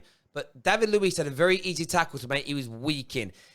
Tierney then got stripped. It wasn't even like a chip. All three hugely culpable in the build up to that goal. Do not I know you praise the thing. What you're doing here, Gal, is you praise David Luiz and you praise Tierney to the hilt. They make a mistake, own their mistake, and say, "Yeah, man, they got that one wrong." Because they got that massively wrong, in my opinion. What I will say is this, though. Everyone who's tuning in, if you want to get your comments read out, if you've got any questions for us, get your super chats in right about now. 1-1. It was fun while it lasted, man. We had the lead. Fun while it lasted. So I told you the judge, man. And now it's going to get a second, though. We're going to get a second. And if we get the second... We're going to hold on. You know what I mean? Tierney's... I don't get how Tierney's... barely played any football, and all of a sudden he's the best left back in the Premier League. Like, people need to stop it. See, this isn't. I've been hearing that all day. I get all of that. This is the one thing I say to you, Gal, about you get the second, right? Like when you beat, you haven't. Oh, you just got close off the ball again. Then he got caught at the back, right? Xhaka, awful on the ball. When you beat Liverpool last time in the league, you had 2 shots in the whole game. They created one of them for you, and like they did tonight, and you created one other. You've just got the only way you're winning is if Liverpool don't have their shooting boots on, and if your goalie and defenders are pulling off worldy performances, we're already seeing that they're not. What could be really upsetting for Arteta tonight is if you lose, why he dropped Gabriel that looks so solid in your opening 2 games for calamity David Luiz at the back is unbelievable. Because he knows that Gabriel's a charlatan, bro. That's leave Gabriel alone. That's the wrong agenda. How can you That's the wrong agenda. The agenda that? is he doesn't have faith in him, bro. That winds him up more. See? Got to learn how to do it. How can you say that? Oh my God. Gabriel's Guys, my guy. Don't forget, this is the exact same thing that happened in the first game when we played when Arteta played them at. Oh, Jack has lost it again in a dangerous position. He's a melt, bruv. Oh, Firmino then messed up, but Xhaka is awful, bruv. Xhaka is toilet paper, used toilet paper. Firmino goals. When you guys make fun of Xhaka, I get it. But what I'm saying is he's better than what we have as our options. We don't have any better options. If Jorginho was playing in the Xhaka role, would he be any better? No, my point. Yes. Yes, he would. Yes. Yeah. Jorginho is a well better footballer than Granit Xhaka, fam. Let's not get it twisted. Okay, Oh, man. breakaway. The break. Oof. They're both similar style, though. They both are very much Yeah, it may be similar, registers, but the one's still better. but they than both the don't break. have the pace to save themselves in the defensive third. One player is still better at doing the same job than the other, fam. It's okay, fam. I feel like I'm watching Prime Jose and Antonio Conte and Simeone football right now. Like I'm just seeing nothing from Arsenal. But credit to you lot, you're still leading. I mean, you Look at it's Leno. 1-1, isn't it? He's not holding on to anything. Who would have Do you know what I thought? find interesting with you, Gal? Like you've got your midfielder that you always defend, who's giving the ball away in dangerous positions that could have led to 2 goals being conceded, and you're like, oh, but he's the best we've got. Leno makes a mistake, and you're on him. Why do you differentiate your criticism like that? And it's a genuine question. Is it? And Leno is the best. I expect more from Leno. I expect Leno to be he was at points our second or third best player. So you know Xhaka's not very good then? I will tell you this: I defend Xhaka because I know that he's the best that we got in that area. But so is your goalie the best you've got? So that ain't the question. So I rate Leno as probably one of the better goalies in the league. I'll put him in top 5. Right, okay. But Xhaka's still not very good. He might be the best you've got, but he's not good though, is he? Xhaka, we need better than Xhaka. Yeah, but you're still not answering my question, Tony Blair. Let me ask it again. Although he's your best defender, he isn't a midfielder. He's not very good, is he? He's not going to win you a league. He's not that good. Liverpool. I'm telling you now, Liverpool are going to score again any minute. Arsenal are looking raggedy right now. They're looking raggedy right now. Oh my God. Mo Salah. That's lovely, Mo Salah. Inshallah cross. It's Robinson! It's 2-1! It's Robertson! It's Robertson! Oh, sit down, Tierney. Sit down, Tierney. Out of all people! Andy Robertson. Did you what, boy? Oh, no, it's done. It's finitoed. It's finished. Look at that. And where was your star boy again? Look at him. Look at him. Sorry. What are they doing? Where's Bellerin? Oh, by the way, I didn't know Willian was on the pitch, Me neither. Oh, look. Oh, hang on. Did he use his hand at all there, Robertson? Let's see. Hang on one sec, boys. Did he use his hand? No, hit me the belly. Robertson, mate. Look, he's atoned for his mistake, bro. Man, that lead. That's what the top players do. That's what the top players do. They keep their heads, atone for their mistakes, and keep going forward, man. You're in trouble now, Arsenal. You're in trouble now. In the combined 11. Oh, you're in trouble now.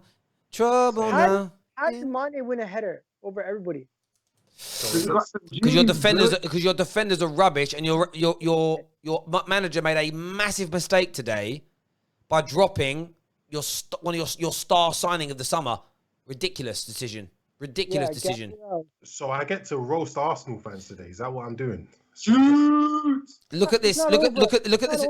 Bruv, 10 shots to your 1. It's over. 10 shots to your 1, right? You actually haven't created... I bet you haven't created a chance in this game. You haven't created a chance in the whole game because your goal came from a mistake, right? No chances created in 35 minutes. 1 shot that came from their mistake. Barring that goal, let's go to the heat map here. Look where you're touching the ball compared to them, right?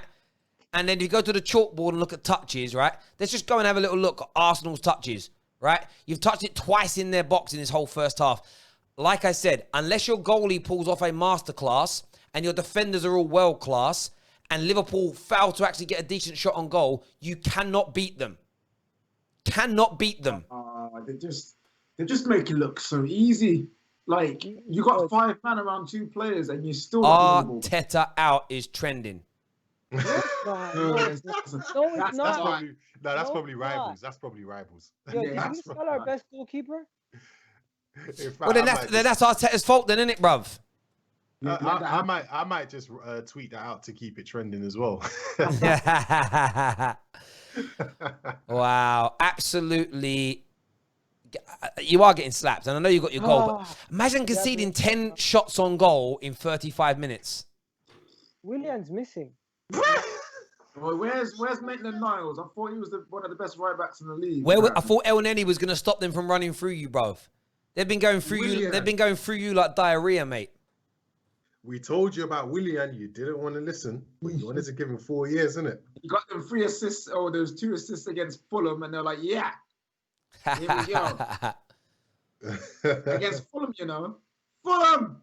Listen, I told them about Willian, but they don't listen, do they? Yo, you know what we need. You know what we need right about now? One of those drink breaks.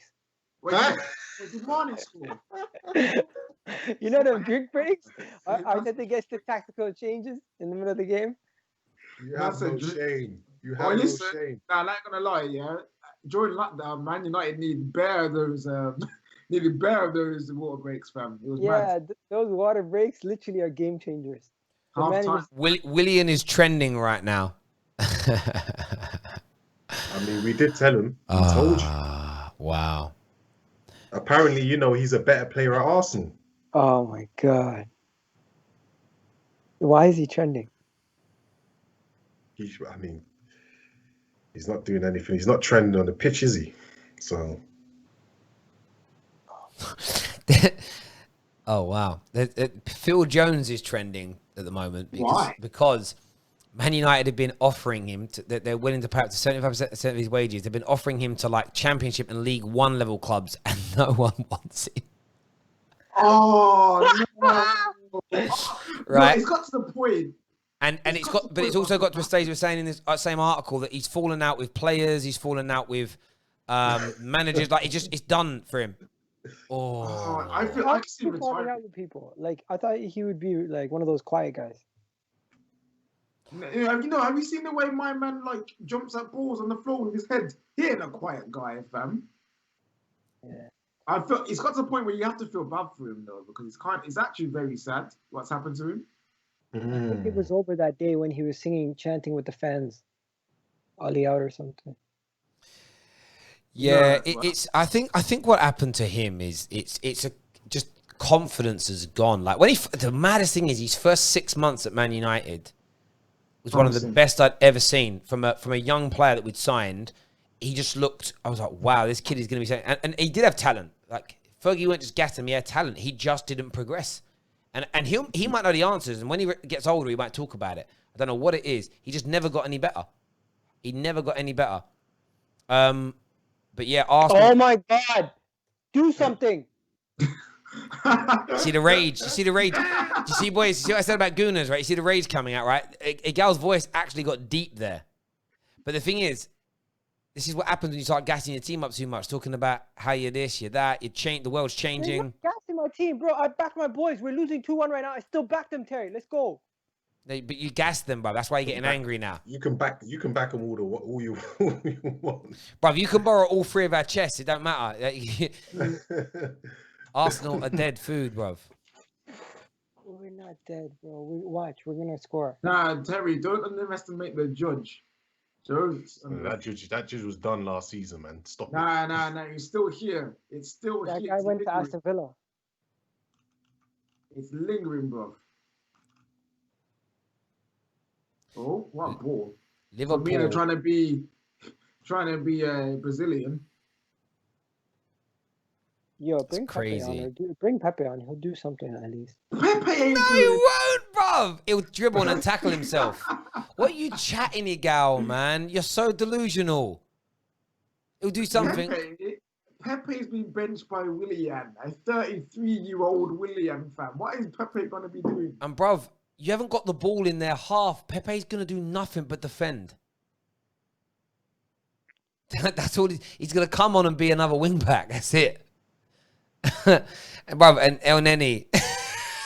Yeah. You man were talking like he was going to do something, bruv. Man said, "Oh, El Neni, he's back from loan. He's come back better." It's the same El Neni, boy. The same one you wanted out of the club. He's still here. You know what, Willian or by my blood clot Yang, I ain't seen none of them, man. You know what I mean? Aubameyang? Is Aubameyang playing? I can't see him. I feel like I'm watching Casper. Oh, nah, it's Aubameyang. That's what it is. Aubameyang. Everybody wanted to see a gal's face, so I said I'd that zoom in for him. He's done nothing. As a football team, you have done absolutely nothing. It's mad. Like, it's crazy how much you haven't done in this game. You better pray this. Terry, this what are the they don't go on stats? a bad Terry, run what are the after this. stats? Are they in the 20s right now? What, 20 what? The possession. You've had 26% of the 20s. ball. Oh, nothing. Okay. Williams in. He crosses. That's well defended by Joe Gomez. Mm-hmm. Offside anyway. William was offside. Wait, that defensive line just was solid. I saw it. I was like, yeah. It's funny. I got a lot of people going to me, Terry, why are you like laughing at Arsenal? Your team's rubbish. I'm like, yeah, but that don't mean I can't wind my rival fans up, bruv. Like, Arsenal have been rubbish for 15 years, but they still laugh when. Huh? He was on? Just off. Yeah, but that touch by Maitland-Niles there was dead, bruv. Yeah, very dead. Oh, it is shin, bruv. It is shin. It was a good pass from David Luiz, though. Like, you gotta be better. Typical of Willian, Yeah, man. is Should have played that. Oh, he's offside anyway, but he should have played that early. Yeah, Willian, isn't it? It's Willian. David Luiz. Maitland now, she should have went to Wolves. Do you know what the funniest bit is as well? It's always more painful. We look at this here. When you score at 25 minutes against a runner play the way they did, by the time you finish celebrating, it is 1-1, right? By the time you got over the pain of them equalising, they went in front. It's just horrible. Honestly, it's like getting bad news after bad news after bad. It's like, oh my God, the bailiffs are here because they didn't pay the gas bill. You just sort that out and you go back in the living room and your dog's died. It's like, oh no, that's happened as well. What's going to happen next? Arsenal. Do you know what I love about it? It's how confident Arsenal fans were. Arsenal fans were, we're gonna win. We're gonna do this. We're gonna do that. No, bruv. No, but there is a level of optimism that you should have as a fan when you see what was going on at the end of the season last year. Yo, is anyone clocked that they're playing a double pivot of El Neni Xhaka? Yeah, did you not notice this? Nah, you don't deep it. No, but the reason why that's happening, KJ, is because think about it. We have such a weak midfield. You have to mask it by playing a system that they're not as integral. No, because apparently Ceballos was gonna come and change and don't sleep on him. No, I said don't sleep on him as a signing. He's a free signing on loan. But he's not playing, bruv. The same as you guys signed Gabriel, and after 2 games, I heard Gunas say, like, the next Sol Campbell, the next Rio Ferdinand. You have your first proper test of the season dropped for Calamity Jane, for Sideshow Bob. You can't. That tells me, like, that is what I said to you guys when you guys won the FA Cup. This will lead to Arsenal fans getting ahead of themselves. You know, people like you, Igal, talking about El Neni like he's come back and he's now Claude Makalele. Overly defending Xhaka. Ceballos gonna do this, gonna do that, gonna do the other. Willian, watch. Now listen, you're playing the best team in the league. So being 2-1 down at this point to the best team in the league isn't an issue. Not bad. It isn't bad. However, when you beat the 2 cannon fodder at the start, I said, just slow down. It's not about, don't be happy, but slow down, man. You came 8th last year. You haven't signed anyone of any note this summer, right? Your manager will make you better, but you're still probably not getting beyond 6th. 6th. Probably, because of what other teams' improvements. What about other teams dropping off? You're not factoring that. What other teams dropping off? You could see Tottenham dropping off. You could see Man United dropping off from what they did last year. Tottenham are only going to get better once Bell and Reguilon get in that team. Listen, Man United and City will both get much, much better than you see now. They had no pre-season at all. Same as Wolves. Wolves starting. Everyone's going to get better, including Arsenal. But you're behind them already, bruv. And I can't see your jump being big, so big that it leapfrogs their jump and what they already had at the same time. And that isn't Didn't so... Arsenal get a pre-season? They had a pre-season, right? Yeah, we had 4 games. Zane, where you at, bro? Zane, where you at? Because Aubameyang ain't had a shot yet. You can't get hat-trick without a shot, bro. Where you at, Zane? Suddenly he's gone broke. That's not good. Zayn, you're not broke. Prove that you're not. I love Zayn, bro. I rate Zayn. I love Zane. Zayn's one of the greatest people I've ever known in my life. Yo, what's going on here? Oh my God. You know what? There's Terry. I'll tell you what. I'll tell you one thing, Terry. I'll tell you one thing, Terry. Our midfield is probably the worst midfield out of the top 10. Facts. Right? But the reason why I rate Xhaka is because how integral I seen him be for us. When he doesn't play, that doesn't make sense. Because if it's the worst, like it's like you're celebrating dog shit, bruv. Mediocrity. Like it's like he's not integral. He's okay. Maybe you'd be even worse without him. But you're basically, I was giving this example before. You're measuring micro penises. It's like, okay, if your penis is half an inch and and mine's 3/4 of an inch, neither of us have got anything to celebrate, bruv. Because neither are touching the sides, if you get what I'm saying. That's what you're doing, bruv. You're having a micro penis competition, and there's no point. I wouldn't say that. I would say it's more or less, when you look at the players that you have and the profile of players that you have the players with certain attributes that you need in a player, but neither of them have the whole package. They have little parts to their game, but neither of them have the whole package. They have like the smallest little parts. Stephen Bauer here, one of our members, says you gassed your midfield before the game started. Ha ha ha. Darren R says, look at the stats. Arsenal are getting slapped. Absolutely right, they are. They're getting an absolute beatdown. Comment here from Eric Tan says, came off the kickoff podcast. It was so biased against Manchester United. Listen, it's always going to be. It's always going to be over there. They never have any Man United fans. Well, they sometimes have KG on. KG the comedian. True United fan, defend the club. They don't really have any United fans on there. And by the way, rate the show, rate what they do. But I'm not surprised. The stuff they say about Man United on the kickoff is criminal. You know, they're all rival fans. So what do you expect? Yeah, and by the way, they're right for doing that. They're rival fans. It is what it is. By the way, if any Liverpool fan wanted to, we opened this up to the Football Terrace community, and no Liverpool fan decided to come on, so it was open to them. So there we go. Get your comments in right now. Member chat. KG actually says here it's only 2-1 though, bruv. Have you seen Arsenal play today, bro? Yeah. Sonny Unfiltered here. Sonny here says, alarming that both of our new centre-backs are not playing. Xhaka and Oneni in the middle. Liverpool can score as many as they like. And it's true. You sign those 2 centre-backs, you gas. Man scored a header against Fulham. Gas. First big test, dropped. He's got a shoulder against Fulham. True, but dropped. Sorry, Monster, you were going to say something, bro? No, Kai said I should ask you if Willian's playing. I'm not gonna lie to you, I haven't seen him. No, he ain't, because if he was, he might have stopped that Robinson goal. Terry, can you see if Willian has a touch? He's had a touch. Or how many touches he has? Because that's one thing that I would love to see. It won't be very many. Let's go and have a little look now. We'll look together. So we'll go to the chalkboard. Let's go to touches. Willian has touched the ball in this game 8 times, less than every other player on the football pitch. Wow. Just goes to show you. And let's see where he touched them is also very, very important. So let's get rid of everybody. Says click on Willian. He's touched the ball once in Liverpool's half. Look at that. Look at that, ladies and gentlemen. Look at it. Get your super chats in now, people. Get your super chats in now, people.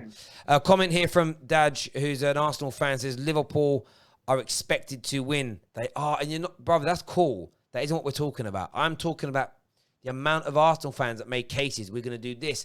Gassing up El Neni. Talking about Xhaka as this. You're on a hiding to nothing. Slow down. Like so many people come in tonight confident. We can do it. And yeah, you scored a goal. But come on, man. You've done nothing as a football. You haven't defended well. You haven't attacked well. You haven't run the midfield well. Like, you've done nothing good as a football team. At all. There's nothing positive to come from this game so far yet. You need to turn it around in the second half. Facts, in my opinion. Over 2,000 people watching. Make sure you're subscribing to the Football Terrace. And in the description below is the link for our Clips channel. So go and subscribe to our Clips channel right about now, please. It'd be amazing if you could go and do that. We're closing in now on 167,000 subscribers on the Football Terrace. We just need your love, your support, and help in achieving that. So a massive thank you to everyone that does that. And remember, if you want an unbiased show with rival fans all talking football at the same time, there is no better place to go than here. There really, really isn't. Make sure you're subscribing and all that jazz. 51,000 views so far tonight, and YouTube decided to demonetize us 30 seconds after going live, but they haven't demonetized any other shows with the same title or anything. It's conspiracy. Victor here says, how the hell did Mane not get sent off? Honestly, not a bad performance. Liverpool are unplayable, and under Emery would be down 4-0. That's a positive. Would you agree with Victor there? Is that a positive? And Mane should have been sent off? Mane, that's harsh. I think that's harsh. Yellow card is okay. I don't think a red card for that. At the end of the day, opinions can change. Another referee might have given a red. What do you think? No ref would have given a red because he clearly was just trying to shield the ball, accidentally hit man in the face. It happens in football.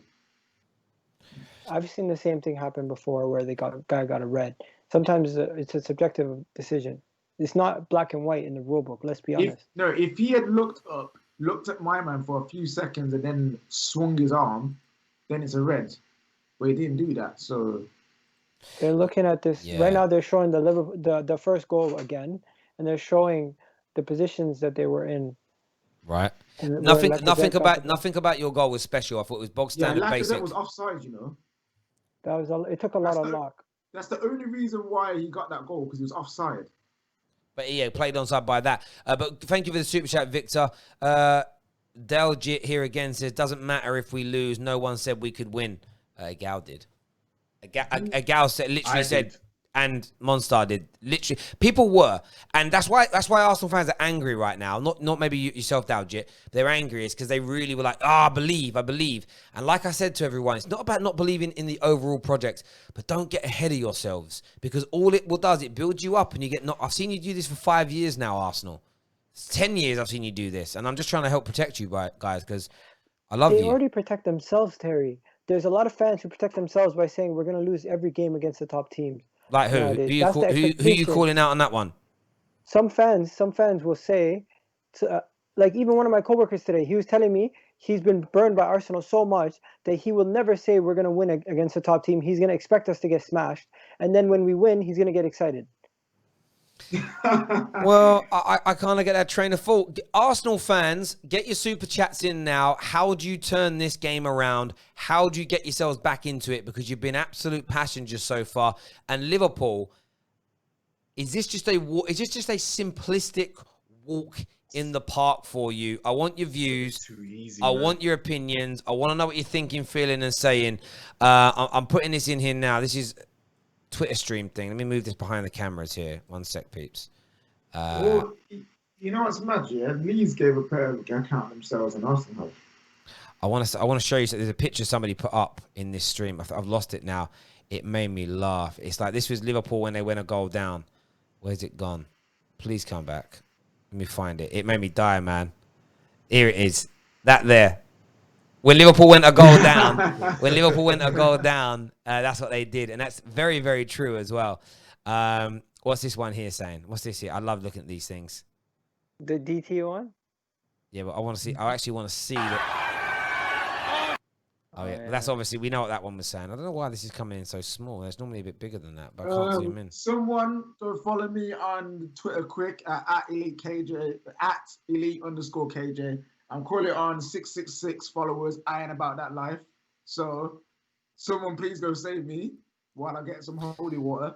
Sonny here says, haven't won away against a top team. Shut up, Igal. What Sonny's that? Is that Sonny? That's Igal's ex, Sonny. Is he here? I don't think so. Sonny, leave him alone, fam. It's all good. Igal, at least Igal is trying to. Mate, this is one of the best pictures. Someone's put a picture up of Ashley Banjo Ashley Banjo's brother and the little kid Perry from Diversity and said that this is Lacazette, Willian and Aubameyang in the first half. It's just Lacazette and his silent partners in this game, innit? Yeah. You know what I mean? They've been so poor, though, man. So poor. No, Arsenal. but Lacazette has been a shining light. Well, in you this know shit what? game. Don't you think Salah's been How? quiet How as can well? you say that? How What can do you you mean? say that when he hasn't even touched the ball? Who? Lacazette, he's barely touched the ball in this game. Yeah, he scored a goal, but it was a mistake and he was offside. So if that was an official ball, it wouldn't have counted. I just said he's a shining light in this in the bad first half. Let's be Yeah, honest. I'm asking you how. He scored a goal. Even though yes, the way he scored the You goal. guys keep chatting, please. Thank you. But let's be honest, he scored a goal, and you can't say we had a good half. But one thing you can say is at least Lacazette got something out of it. It boosts his confidence. And a lot of people, Arsenal fans, they say Lacazette they keep going about how Lacazette needed confidence. So this is good for him. 3 goals in 3 games. I get that logic, but saying he's a shining light is a bit, for me, just a bit too far. He did his job in that situation, which is put the ball in the back of the net. You know what I'm saying? It wasn't amazing, but at least you're trying to be positive. I know a lot of people out there love being negative, but Let me say it again. He's the only positive. I would say he's the only positive. And because let's be honest, who else has really been positive going into this halftime? Ainsley himself, yes, he assisted, but that wasn't really an assist. It was very lucky, and he was at fault for letting Trent get that cross in for the second goal. You know when your defender's too busy dabbing to actually deal with the threat. I am loving this right now. You know, I can't wait till full time. But you know what? Arsenal fans haven't really got at me, innit? I'm just waiting for Liverpool's demise. You know what I mean? I'm praying we do the second half, because at this point I can't see it. But if anything could happen, Arteta has it in his bag. He can find a way to change this game because he has better options off the bench. Yes, their starting 11 is better, but we might have more options to change the game. I'll let Arsenal live. Do you know what I mean? I'll let them live. I still believe in the judge, innit? So I feel like they're gonna get a draw somehow. I do. You know what? It would be just like us. But we can't score too early. If we score just after halftime starts, there's no way we're drawing this game. If you get a last-minute equalizer, oh man, that would be the worst thing that could happen, though. There we go.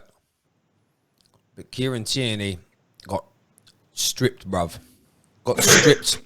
Is that Kieran Tierney or Kieran Alonso? I don't know which one it is. Get out of here with that.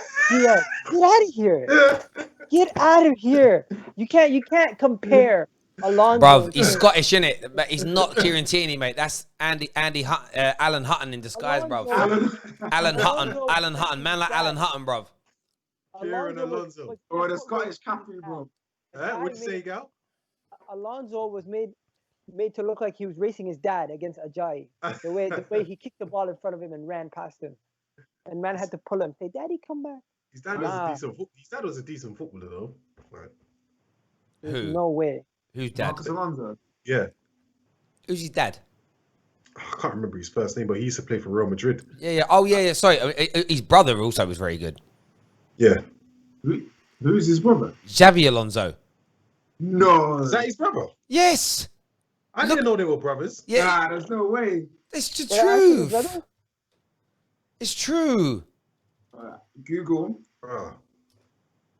I swear to you, Xavi Alonso, and I mean, you look at them both.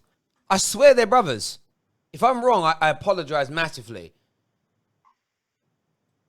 I swear Xavi Alonso and they're brothers. Let me check. I'm checking now. Maybe they're not. Maybe they're not. Maybe I'm wrong. I really thought they were brothers. I swear someone told me they're brothers, you know. It would say on Wikipedia, wouldn't it? Oh, they're not brothers. They're not brothers. Oh, they're not brothers. Oh, okay, I'm wrong about that. Oh, there we go. Cool. There, I am wrong. I even thought they looked alike. I don't know, bruv. Someone did. I never really looked at it.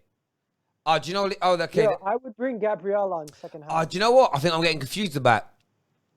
I think Xavi Alonso has a brother called Mikel Alonso, who didn't play for Spain, but like played for. Maybe that's why I got confused. Anyway, Yeah. I got that one you're wrong. mocking I'll him, take that. that's I'll it. take that big fat L on the chin. Super chat here. It says second half, 10-man flat midfield. Chelsea was better than this. First half, much better.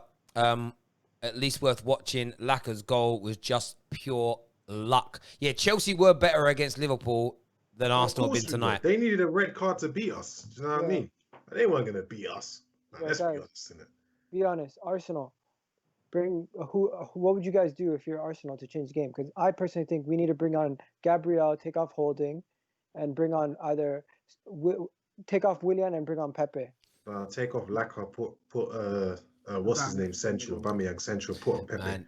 But hey, hang on though, but if you make the subs, you'll improve, innit? Because did you hear the chat earlier, KJ? Agal reckoned that Arsenal's bench is better than Liverpool's bench. Like, straight out flat. Look at their bench right now. Look at the two benches, KJ, before you laugh. It's real. Okay, let me be the judge of this again. 1 second. Okay. Milner, Adrian, Curtis Jones, Minamino, Jota, Divock, Williams, Gabriel, Saka, Ceballos, Renelson, Pepe, and Ketia, Kolasinac. Okay, so the two goalkeepers, I'd rather have Adrian because I have no idea who Renelson is. Neko Williams over Saeed Kolasinac. Divock over Nketiah. Yo, Diogo Jota over Pepe. All right, I will take Saka over Minamino, but I'm also taking Curtis Jones over Ceballos, fam. And you've got James Milner there as well, bruv. And you got James Milner on the bench, and then Gabriel. They don't have a centre back, so I can't really compare. So, yeah, bruv. Oh, you're in trouble again straight away, yeah? Oh, David Luiz, you absolute clown.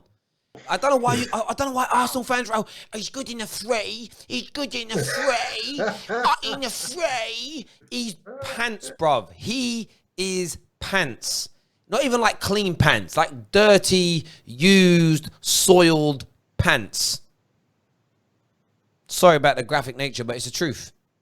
Yo, you man need to go to a back four, yeah, and hit Are them with you the crazy? 4-2-3-1. Are you crazy? No, you have to, bro. You have Hell to. no. There's no way. Oh, El Neni won a tackle in the middle. Whoa!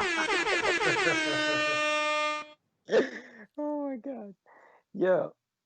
I'm gonna sound like a hypocrite, but eventually we're gonna need to take El Neni or off to bring in Sapaya. We are gonna have to get attacked. We're gonna have to go attacking. Oh man. Yeah, I mean, the problem you've got is you can't make 11 subs, bruv.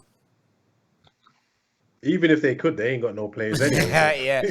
Mate, honestly, that there from Tierney, that was dog poo, bruv. That's Mane's going through here. Mane! Ooh! Kieran Alonso. Stop comparing him to Alonso. It's not even funny. It's true. Tonight, You know, mate. little kid. Tonight he has been, bruv. He has been awful tonight, Kieran Tierney. Arsenal fans go on like he's the next Ashley Bruv, Cole. he ain't, better name for him. Kieran Richardson, we'll call him now, bruv. Kieran Richardson. Wait, Gal, you gotta take him. Oh, you're trying to play out. Look at them trying to play out the back against Liverpool, man. Oh, it's so bad. Apparently that guy. Tierney! Tierney! Oh my! Oh, you're so stupid. You're so stupid. You're so stupid, Arsenal. Yeah? Did you just see what Tierney did there? That was Yeah, poor, he man. passed it. Dog poo. Told you, he ain't Tierney anymore. Now he's Kieran Richardson until he improves. Get out of here. He's better than Oh Chilwell. my god. What's that? This is so bad. Oh, bad tackle there by a Liverpool player. Jotty. Oh, that could be a red. Gotti Reyes a yellow. Gotti Reyes says you need a miracle from God because no one player on that bench will turn this game around from you, is what Gotti Reyes says. That's true, man. God, Buddha, Yoda, someone. Do you know what I mean? Judge. You need the judge. This is what I'm saying. I've been saying this for time. Juju FC, fam. Do you know what annoys me about Liverpool's new kit though? It looks like it's on back to front. It's really annoying. Yeah. Oh, yo, Kieran Tierney just got taken down by a I Trent. know, bruv. We spoke about this. Kieran Alonso, I told you. Hang on, you're in here. Oh.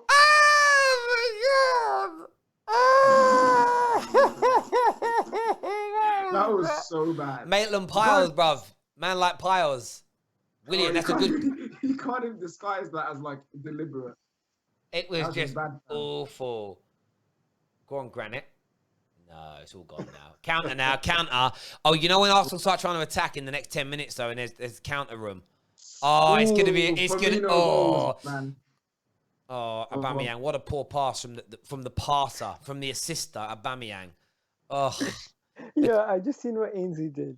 Pierre-Emerick Morata. Oh, William's playing. oh, do you know what? Just someone here says, Tierney just come back from injury.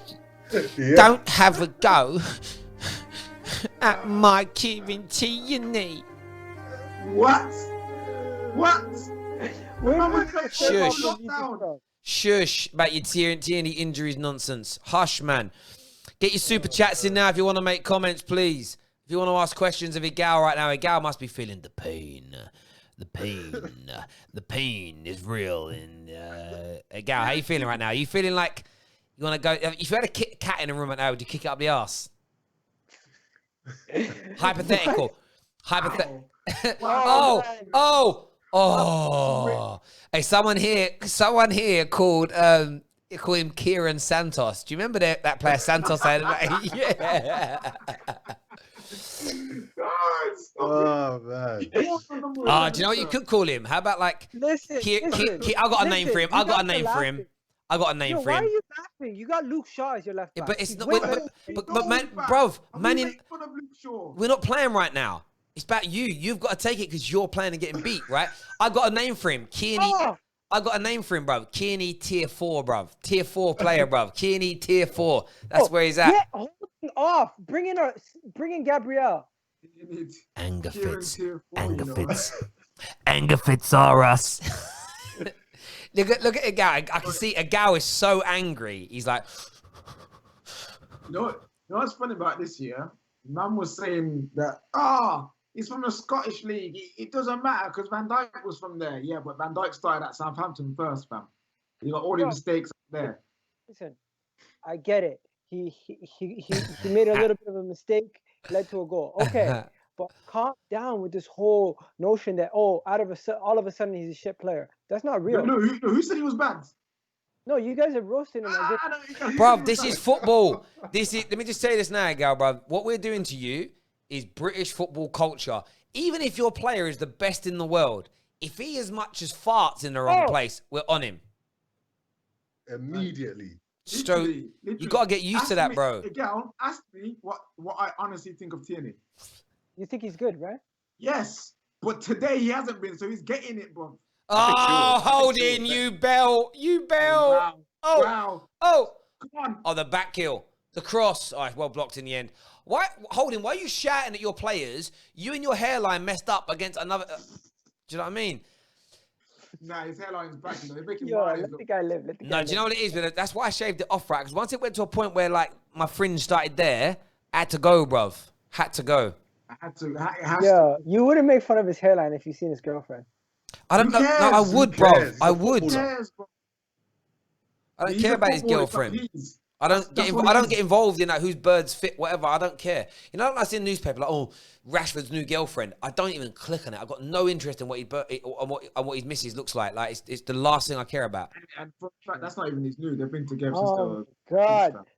Yo, you know what I hate about Arteta? One thing. He doesn't make changes until the 60th minute every game. Oh, so there is something wrong with Arteta. I thought he was one chink in his armor. I'll tell you guys, watching the game, he constantly does this. He does not want to make a change until an hour goes by because he doesn't want to show the players that he doesn't have faith in the players that start. He was the perfect manager.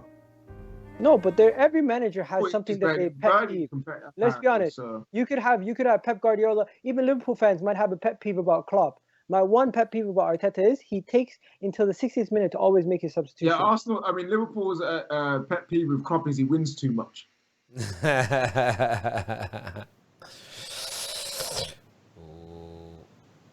My team is going to slap the hell out of this team right here, man. This is the monster. This is how you get in trouble. Shut up. No, Yeah, I don't care, bro. You lost last week. You can't talk. Yes, he can. We didn't lose. He's not playing right now. Did you not lose to Liverpool? Yeah, with a red card. Yeah, of course. That's the only way. Look at him smiling. Come on, bro. That's the only way they'll beat us. Come on, bro. Let's be honest. There's levels between Liverpool and the rest of the team. And you guys don't expect us to get top 6. I'm not having it. I'm not. What? What'd you say? No. You guys don't expect us to get in the top 4, right? And some people don't even expect us to get in the top 6. But you know what? You expect us to lose today. Thank you for saying that, Terry, Mark. I hope you marked everyone that was saying Chelsea's not getting in the top 4. Yeah, but it's all written down. Everyone's predictions are written down, bro. Yeah, do you remember what Drifty came on and said last week? Do you remember what DT came on and said? Oh. They said Chelsea are not getting top 4. Are we gonna get something out of this? Remember they said that. The PMP. You're getting nothing. You're getting nothing out of this game, Miguel. I can't see it happening at all. This is Mo Salah's in the box defending. What the hell's going on? Because he works hard for his team, bruv. Unlike, where's man like William? What is this? Isn't William like the most common English last name? Exactly. That's why he is. That's why I said William rather than William. Yeah. Listen, Miguel, you're just gonna have to take it. Just going right over my head at times. You know when you just told Monster about his loss to Liverpool? That's what you just need to keep doing. Just fight back. Don't be complaining that we're saying stuff. Take your L gracefully, bro. Yeah, coming from you. I don't deserve this pain. I don't deserve. Hang on, you don't even turn your camera on when you lose, bruv. Nah, because I'm at work on the weekend. I keep telling you guys. If it's during the week, I can come on, but on the weekend, I'm at work. Oh, I risk it. Well, when you get beat by Tottenham tomorrow night, I want to see you on, bruv. I will be. Well, we're not losing, but I'll be on. Nah, I don't think they'll lose. You know, I reckon Jose will play literally the kids because he has to, because they got to play on Thursday. Yo, we're gonna play Liverpool again on Thursday. They're gonna play none of these guys. Yeah, and you might have a chance. Oh, you remember that? Wait, you remember that time that they played the kids? And did you guys still lose? Yeah. Yeah, you still lost. So that happened earlier. That happened earlier. You know the conversation about the subs bench? So somebody turned around to me and said, bruv, our subs played against your subs last year and we beat you. they were legit trying to lose and you still lost again. Yeah. Ooh, because that's the day the game they had. Are you not regretting giving William that contract now? No, not yet. Not yet. I got a question for you, Agal. Has Aubameyang played like the highest paid player in the Premier League on £375,000 a week tonight? Nope. Well, what you got to realize is Aubameyang. I don't care. No, that's not the question, bro. Tony Blair, stop deflecting and answer the question, Tony Blair. Yeah, what do you want me to say? I'm not going to say it. He's been shocking tonight, isn't he? It's not. You have to wait and see. The game's not over. So far tonight, he's been shocking, hasn't he? Yes, he has. He hasn't done much. You're right. But I love it. Look. I'm not going to say nothing bad about my Pierre. Yo, Pierre. Oh, William's down. His Zimmer framers needs to come out now. Man's on the floor. Hang on. He's hurt. He's coccyx. He's gone. His back's gone. Ooh. Old age kicking in. Ooh, the coccyx ain't no joke, fam. Landing on that awkwardly hurts, bro. Yo, just get him off. Bring in Pepe. Why would you want to do that to yourselves?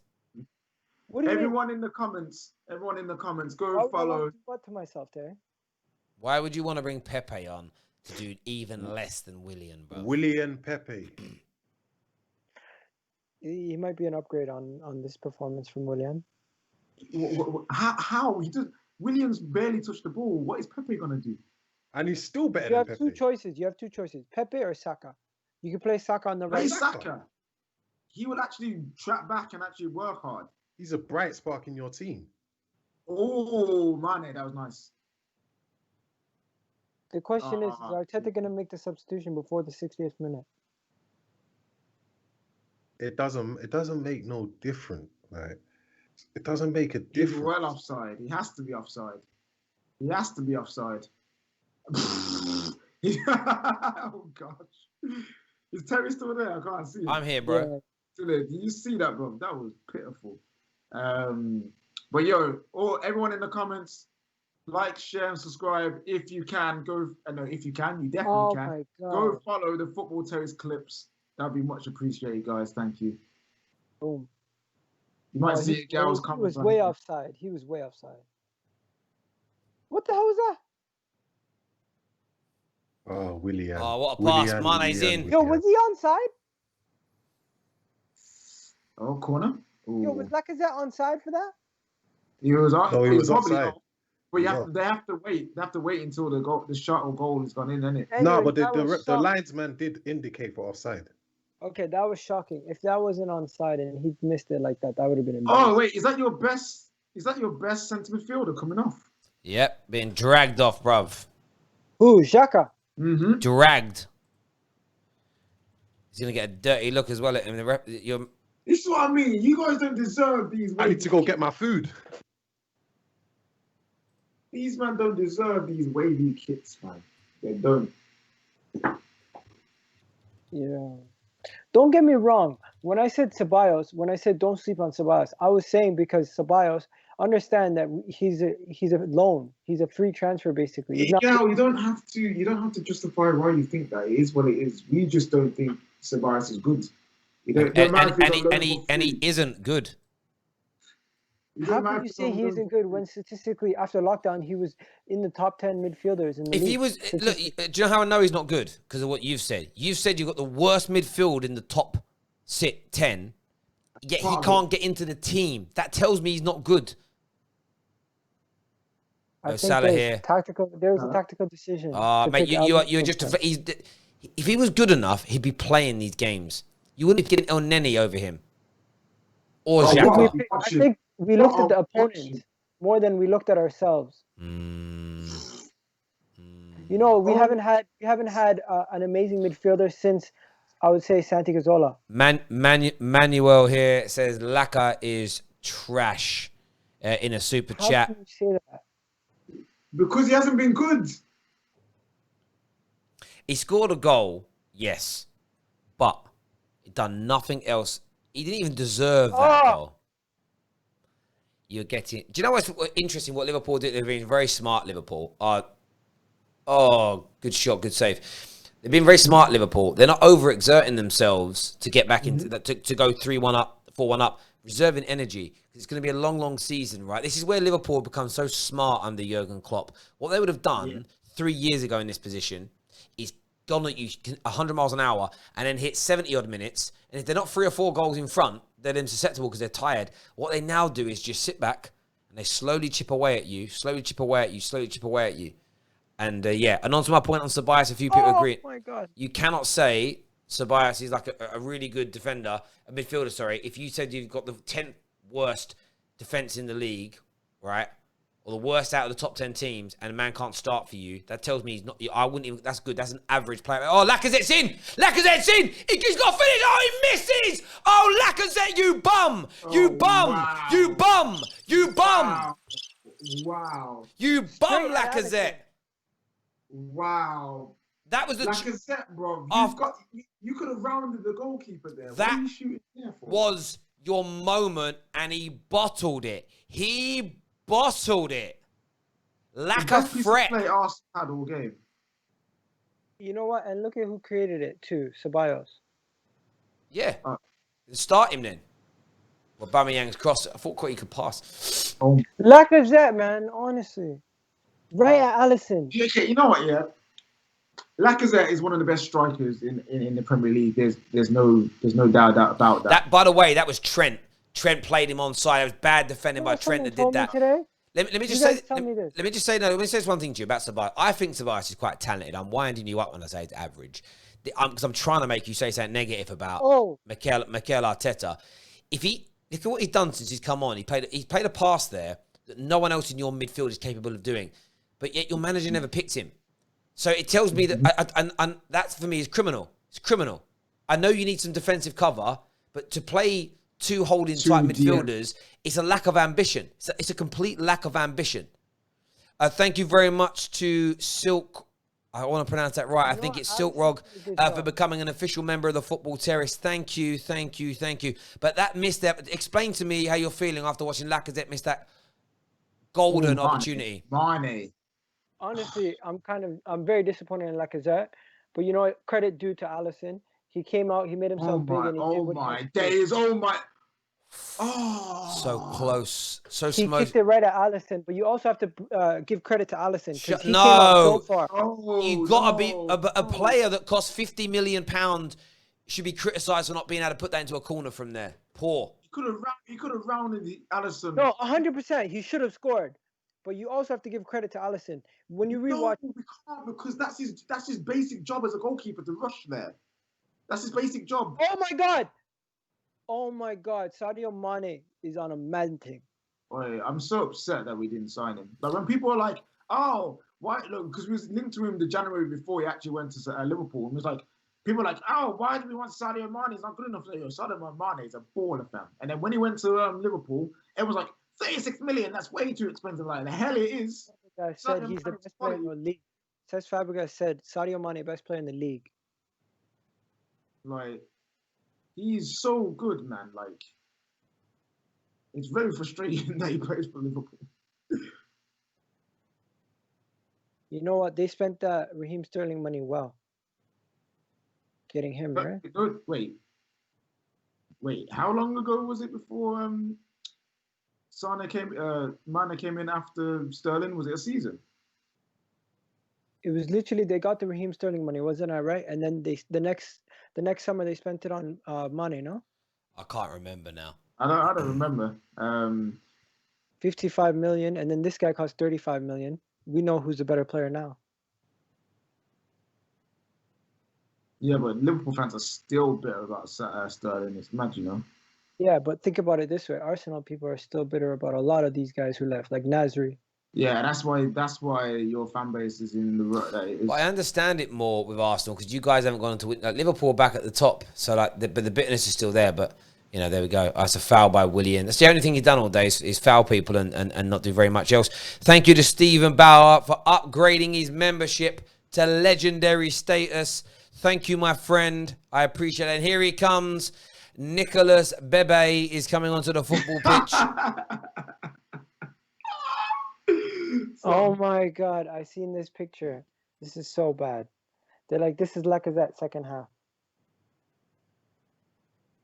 Oh, no. That's funny. Have you seen that video that's gone? I can't actually say it on air. I'll tell you about that one later. Oh, cool. That's a non-aired conversation. Oh my God. Yeah, not free kick here. Kieran, aka CFC Aqua said, "Lack of bum." Oh, damn it! Was I muted this whole time? Yes. Yeah, bro. I didn't even know. Are you just trying to chat? What were you talking to yourself? I thought Aubameyang just got aired, and it's not even a foul. Get up, man. But you can actually see where Aubameyang paints his head. You know. Yeah, ladder man. Oh, Mane, that turn. Bellerin, man. Bellerin just got sent for the bean burgers, bruv. Like, get out of here. Why did you, man, reject the 20-odd million that freaking... He's a fashion model, man. He's a fashion model. Why did you reject that offer, man? You could have got some peas for Bellerin. The club valued him at around 30 million. So 5 million difference. 5 million, 25 mil for Bellerin. Take it. They should have took it. You know what? I would have taken that and flipped it and added more to it to get Partey or Arwa. I still have hopes that we can get at least one of them. He's got high hopes. He's got high hopes. That's the problem, bruv. You have these high hopes, and then your club keep chopping your legs away, bro. It's painful. William, one sec. Go on, mate. Go on. No, go on, mate. No, I'll do the super chat then. Abs here says Chelsea fans need to shut up until they start playing like what they have been saying for weeks. This loss wouldn't hinder anything for Arsenal. We'll see. Really? Yeah, we're expected to lose this game at the end of the day. Wow. It doesn't The problem is we face Sheffield United, then Man United, Man City, Leicester in the next 4 games. Not in that order. I know it may not be in the score line, but you've been bodied tonight, bro. That's the bit that's going to hurt tonight. Really. It's still too close. There's still time left in the game. At the end of the day, if it ends 2-1, Terry, then you can say it. But no, 15 shots to 4, only 33% of the ball. I mean, how many actual chances? You created 3 chances to 11. You've been absolutely. You see, Pepe already came on. He's doing something. He did one bit of skill. Slow down, bruv. Slow your roll. This is funny, man. You get. He does one turn, and you're like, wow. Remember when you did that in the first half when Elneny made a simple interception? Elneny just did a throw in and it went to the right player. Wow! Oh, Mane. Oh, you see the PMP? The PMP! Oh. Thank God. The technique was right as well. The technique was good Twitter, too. Undefeated. Yeah, but what I was about to tell you, Terry, is there's a report from The Guardian where the headline is Man United are considering a former bid for Jadon Sancho. And people are just getting bare confused. We've gone from we are going to make a bid to considering. Well, but it's all semantics. It's all about what source, who's your source, how credible are, and everything else. Like, United will be making a bid this week for him. It's going to happen. People have got to relax. And what journal is that from? Jamie Jackson? No, I need to check. It was just on the United report, one of those United pages. Oh, that miss by Lacazette is. I know it. Oh, look at it. He had all that time, bottled it. Oh, it's straight. It's hitting his chest. Yeah, Terry. Yeah, it was Jamie Jackson. Yeah, well, that's says Man United make offer for Porto's Tellers and consider Sancho bid. So obviously, I've had Jamie on the channel. Really, really nice guy. He's Ollie's autobiographer. So he obviously has some connections at the club. He, when Man United go to away games and tours, he flies on the team plane. Like, he's connected. But he said all along that this deal, he said, he come on the show and said it. When the deal still go ahead, his words were, Dortmund want to sell, player wants to move, United want him, but they've just got to come to an agreement, and these things take time. His words were, everyone's just got to relax. It'll happen near the end of the window. Honestly, rewatching that Lacazette goal, this guy needs to be clinical. That's embarrassing. The Swiss Ramble also stated that Dortmund might be in some kind of financial trouble, so they might end up accepting something. Well, this is what I was saying earlier, boys. We've all played that game at school with our friends where someone, I'll give you 10 grand. Would you punch that old lady in the face? And you all go, nah. I'm not saying any of you would, but if that cash was actually in an envelope in front of you, like, people's mindset changes. And that's the thing. They may say no. They might say no to, like, 90 million in an informal way, but when you put 90 million pound cash on their table, theoretically, that could change. Might go, oh, you know what, though, we could do it at 90 mil. Just to protect us in case anything else bad happens financially, I'd love us. And I don't believe this whole, but we ain't got time to find a replacement. You've got replacements lined up. You're Dortmund, bro. You know what I'm saying? You, man, don't do anything without having 3 to 4 replacements ready who are, like, so much cheaper than who you sold for. You know what I'm saying? Yeah. And you're not getting Hudson-Odoi either. Just remember that. Well, a lot of the rumours are that the reason United might get him cheaper than 108 million is because Dortmund want to go in for Zaha. Because Zaha could be bought up at as long as the right money's offered, Palace will sell him, right?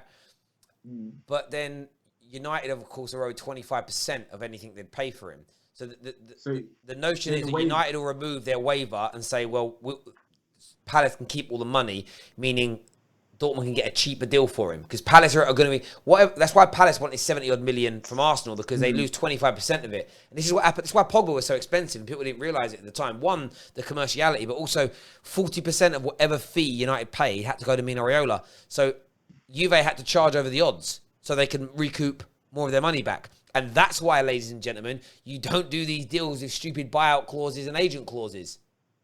Van Dijk! Oh, well, that's good defending by Tierney there. So that's what happens. If you have these stupid clauses like that, like, Juve only got him because they put that clause in. Otherwise, he wouldn't have picked Juve in the first place. But it screwed Juve. Juve lost an 80-90 million pound player for 35 million pounds. Juve got 35 million pounds for selling Paul Pogba. Well, look how much he was worth.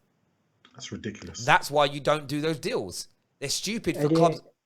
They're So stupid. how do you think the United deal going to, if he had gone to Real Madrid, how do you think that would have went? Well, it wouldn't have been. So Man United didn't do the deal. So there's Mino Raiola. That's why Mino Raiola doesn't have a clause like that. Mino Raiola would have tried to work it in reverse and said to Real Madrid, I will basically what he does. Mino Raiola, I'm pretty sure of it. I'll get my player to come here, but I want a big fee. Most agents are charged typically between 7.5% and 10%, or whatever the transfer fee is. Mino Raiola's average comes out about 25% what he charges, but he gets clubs the players they want, and he gets the players the clubs they want. He's very, very good at doing it because he's got a lot of friends and a lot of influence. But yeah, just a headline that's come out as well. Manchester United inquire about Watford forward Emile Sarr, who would cost around 40 million. That Jay Burt Telegraph guy and MC McGrath. let me ask you this question, KJ, as a Man United fan, right? Yeah. Man United fan. Let's say by the end of the week we signed Sarr, Sancho, and Tellers, plus we had Van der Beek. Would that be an amazing summer? That would be freaking dope. Like it would. That would make us more versatile, make us more of an attacking threat, and it would just be better for the future of the club as well, because we've got all those players there have still got their primes to go through. Yeah. Tellers is about to hit his, or is in his now, and then you've got Van der Beek, Sarr, and Sancho, all of them have a bit more time before they've actually hit their peak. That's so nice by Bellerin. That's nice by Bellerin. Now what can Arsenal do? You've got to do something, Arsenal. You've got 15 minutes. Dejected. The one thing I would say, right, about this game, and I said it about Tottenham yesterday, is that especially with these handball rulings now, this is why Arsenal have got to go for it, right? And this is where, like, I actually think this new handball rule might help some of the lower teams who like to throw the ball in. Oh, he's in! He's in! Oh, and good goal sweeper keeping there, and Ketia wasn't quick enough. This Arsenal have got to now be brave, right? Last 15 minutes. Losing 3-1. Look at Bellerin. Look at Bellerin, though. Oh, I'm in front of you. Firmino goals, misses. Are we surprised? Are we surprised? He's a defensive striker, right? Yeah, so that wasn't actually a shot. It was a tackle. For me, my no God. goals. Oh, Ceballos again. Yeah, so why doesn't your manager play him? Bro, I told you. The reason why he did it was because he thought El Neni and Xhaka would bring more solidity. But clearly, we needed more attacking help. If we just got back to that question, Terry. If we just got Sardo and no Sancho and Tellez, the window's only okay. You know what I mean? Well, then why not go get a DM? Why not go get Partey as well? Because I don't think one, Ali actually wants him, and two, It depends on how much money there is and when you're going to go back in for Sancho, because you don't want to spend the money now. If the club say, listen, if you spend that money on someone else, there won't be money for that next summer because we just won't have it. We don't know. That's the only reason that would make logical sense. But do you know what about those signings? We don't get Sancho and we just get Sarr and we get Alex Tellers with Donny van der Beek. I would say it's a good summer of signings because those players are all rated players. However, it could end up being crap if they don't do anything for us, but it could also end up being one of those overwhelmingly good summers if those players kill it. And what I mean by that is when Bruno came in, we were all excited. No one expected him to have the impact that he's had. No one. Oh my God, what are you doing? He was so good. Oh, that's a lovely ball over the top there from Ceballos to Bellerin, but Robertson's so strong. It's going to be a corner though. It's a corner to Arsenal. He was so good when he was so good when he came in. What's his name? Bruno. That even rival fans were like, I have to admit, there we go. Do you know, it's interesting. Right? Look, I was bantering you about Ceballos earlier. He's come on. He's dictating a bit of play. He's being creative. That's the problem when you're too pragmatic, and you were probably too negative tonight against Liverpool. If Arteta was a bit braver, you guys could have got something out of this game because he's opened Liverpool up 3 or 4 times. That corner from Pepe is the worst corner I've ever seen in my life. So, oh my gosh. A professional football player shouldn't be doing that. Apparently, you ain't seen Williams corners, have you? Yeah, that was a blatant foul throw, dude. So a lot of people are saying Jota's making his debut. No, he played in the League Cup the other night, so tonight is not his debut. Premier League debut for Liverpool. Yeah. I'm excited to see him though, actually, Jota, because obviously I was with him the day that he moved to England. I opened his bank accounts up and met him and chatted with him and everything else. And I had an affinity with Wolves because I literally 85% of their squad, I was their bank manager. And I watched them play most weeks to watch them, mainly because every time one of them scored or they won, I knew that the income would increase into the banks, and that was what I was targeted to increase AUMs under management, assets under management, essentially. And so I watched for that reason as well. I always thought he was talented, but I remember thinking last year, I think he needs a bigger club now with a bigger pool of players to see like what he can do. So yeah, it's going to be an intriguing one to watch him now, but it's still only 2-1 at the moment. That's what I said this yesterday, right? Newcastle didn't have a shot on goal until that penalty, right? And if you're only one goal out of it, you're still in the game. Liverpool need to end Arsenal here. Like, let's quote the Karate Kid. Finish him! Chloe Jenkins here for Super Chat says, the Telegraph are reporting United have bid 40 million for Sarr. Yeah, absolutely. We haven't bid. We're considering bid, yeah. What didn't they say his price was only like 32? Well, So we don't know. Oh, Jota, straight away. Oof. Jota is better than Saka, of course bro. he's going to get a debut goal against Arsenal. That's not going to happen. Everything else you predicted tonight has gone the opposite direction, Gal. No, that always happens, though. Guys break their duck against us. You know what someone had the audacity to say? Someone had the audacity to say today that they think Calvin Lewin is a better striker than Lacazette. He is. Now you're just saying this for banter. No, I'm really not. He is. His hold-up play is better, and his heading is better. The only thing Lacazette I think has got over him is probably finishing. But if that's what you got over you, that means both of them are bad. You know what I'm saying? Like, I think they're both the same. I think they both got the same amount of pace. Right now, I would rather have Calvin Lewin in my team. Are you saying because he's younger, or are you saying overall?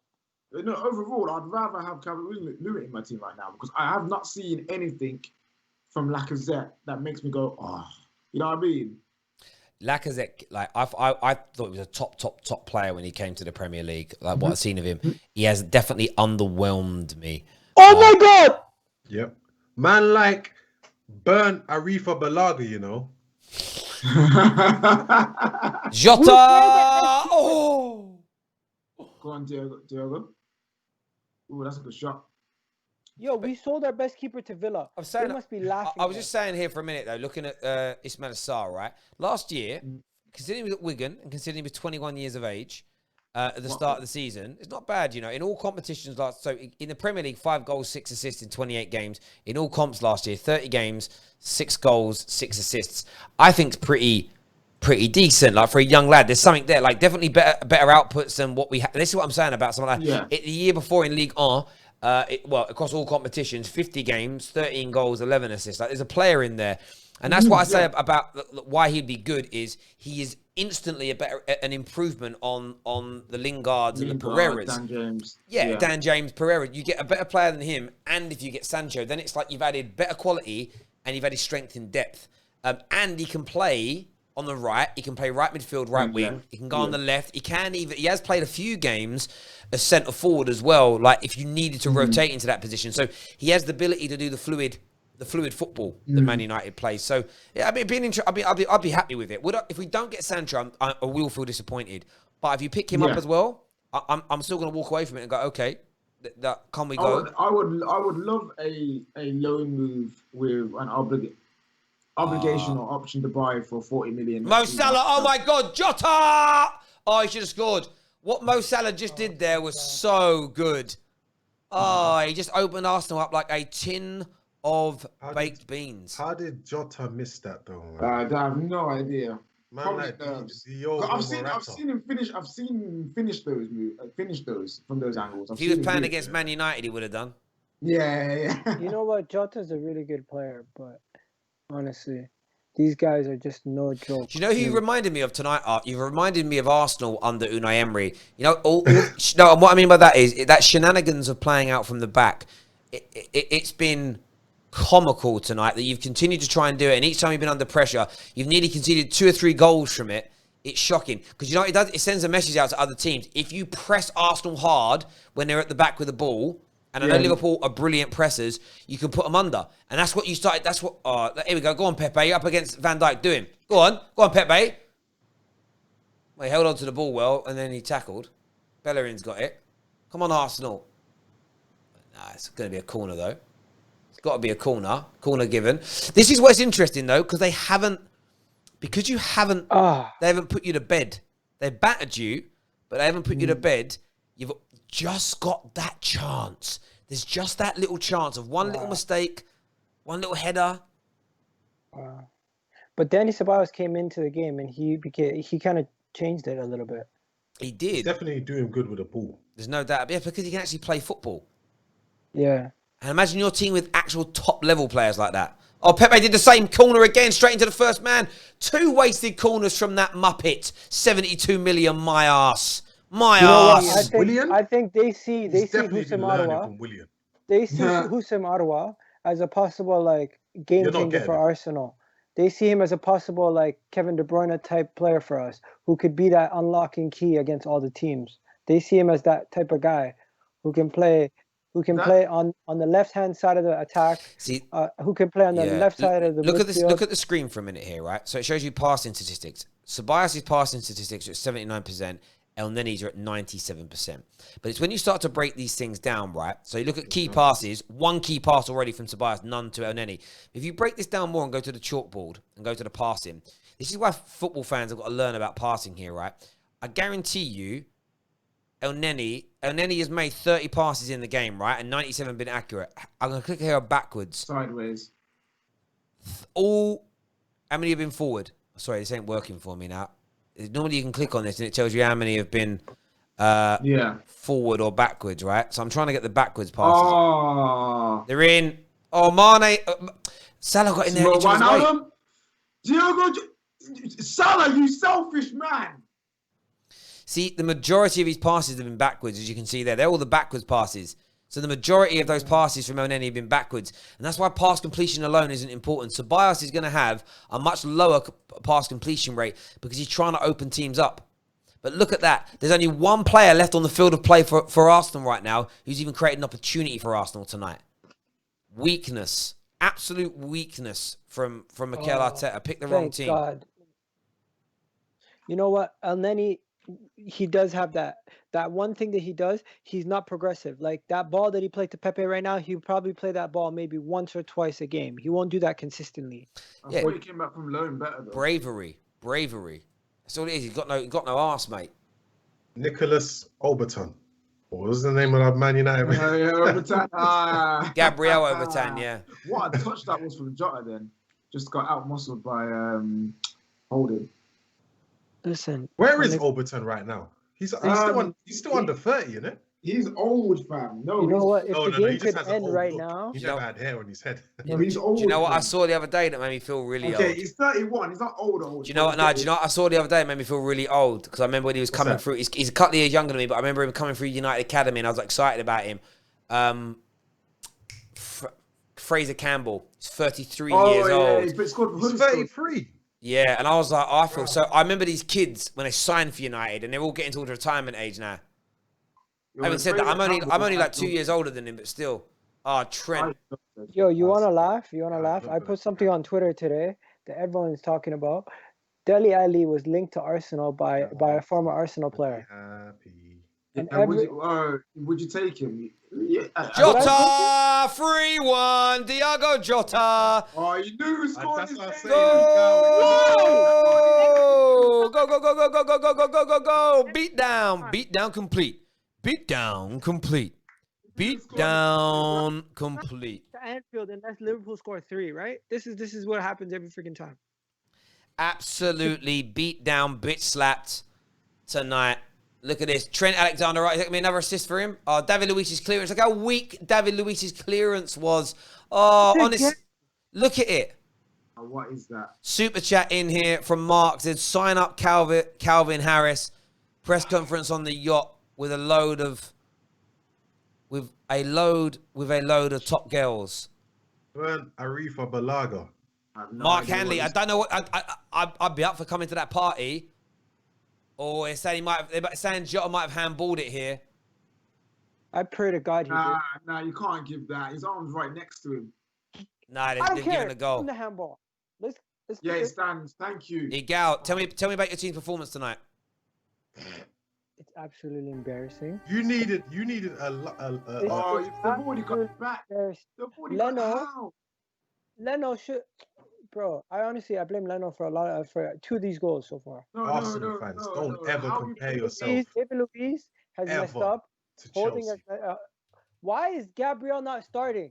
It makes absolutely no sense. Actually, bro, let's save this for the match reaction show. We're gonna end this stream in a few. We're gonna end this stream in a few moments, people. But what I need for you to all do for me, I'm gonna share the link with you right now in the live comment section. The match review show is gonna be over here. I'm gonna post it now. Guys, go and check that out right about now. Post-match review show is going to be there in a few moments. We're going to end this stream. That's what we're going to be. Let me just share with you guys in the comment section on Twitter, I can't remember what it's called, Skype, the request. And if you guys can share it with a group, please. Yeah. Is that cool? I'm sure people want to get themselves involved in and on this one. How do I comment on it? There we go. Chat. Right. Don't ever compare Arsenal with Chelsea again. Never. What are you talking about? Guys, let's save this to the show. I want to save this for the show. Hang on, they're in again here, Liverpool. They're in again. Jota pulls it back. Genie spreads it to Trent. Trent back across. Oh, Trent has a really bad cross. Listen, everyone who's tuned in tonight, thank you very, very much as always. We're going to see you on the match reaction show in just 2 or 3 minutes' time. Until next time, take care. Goodbye. God bless, and see you all again soon. Peace.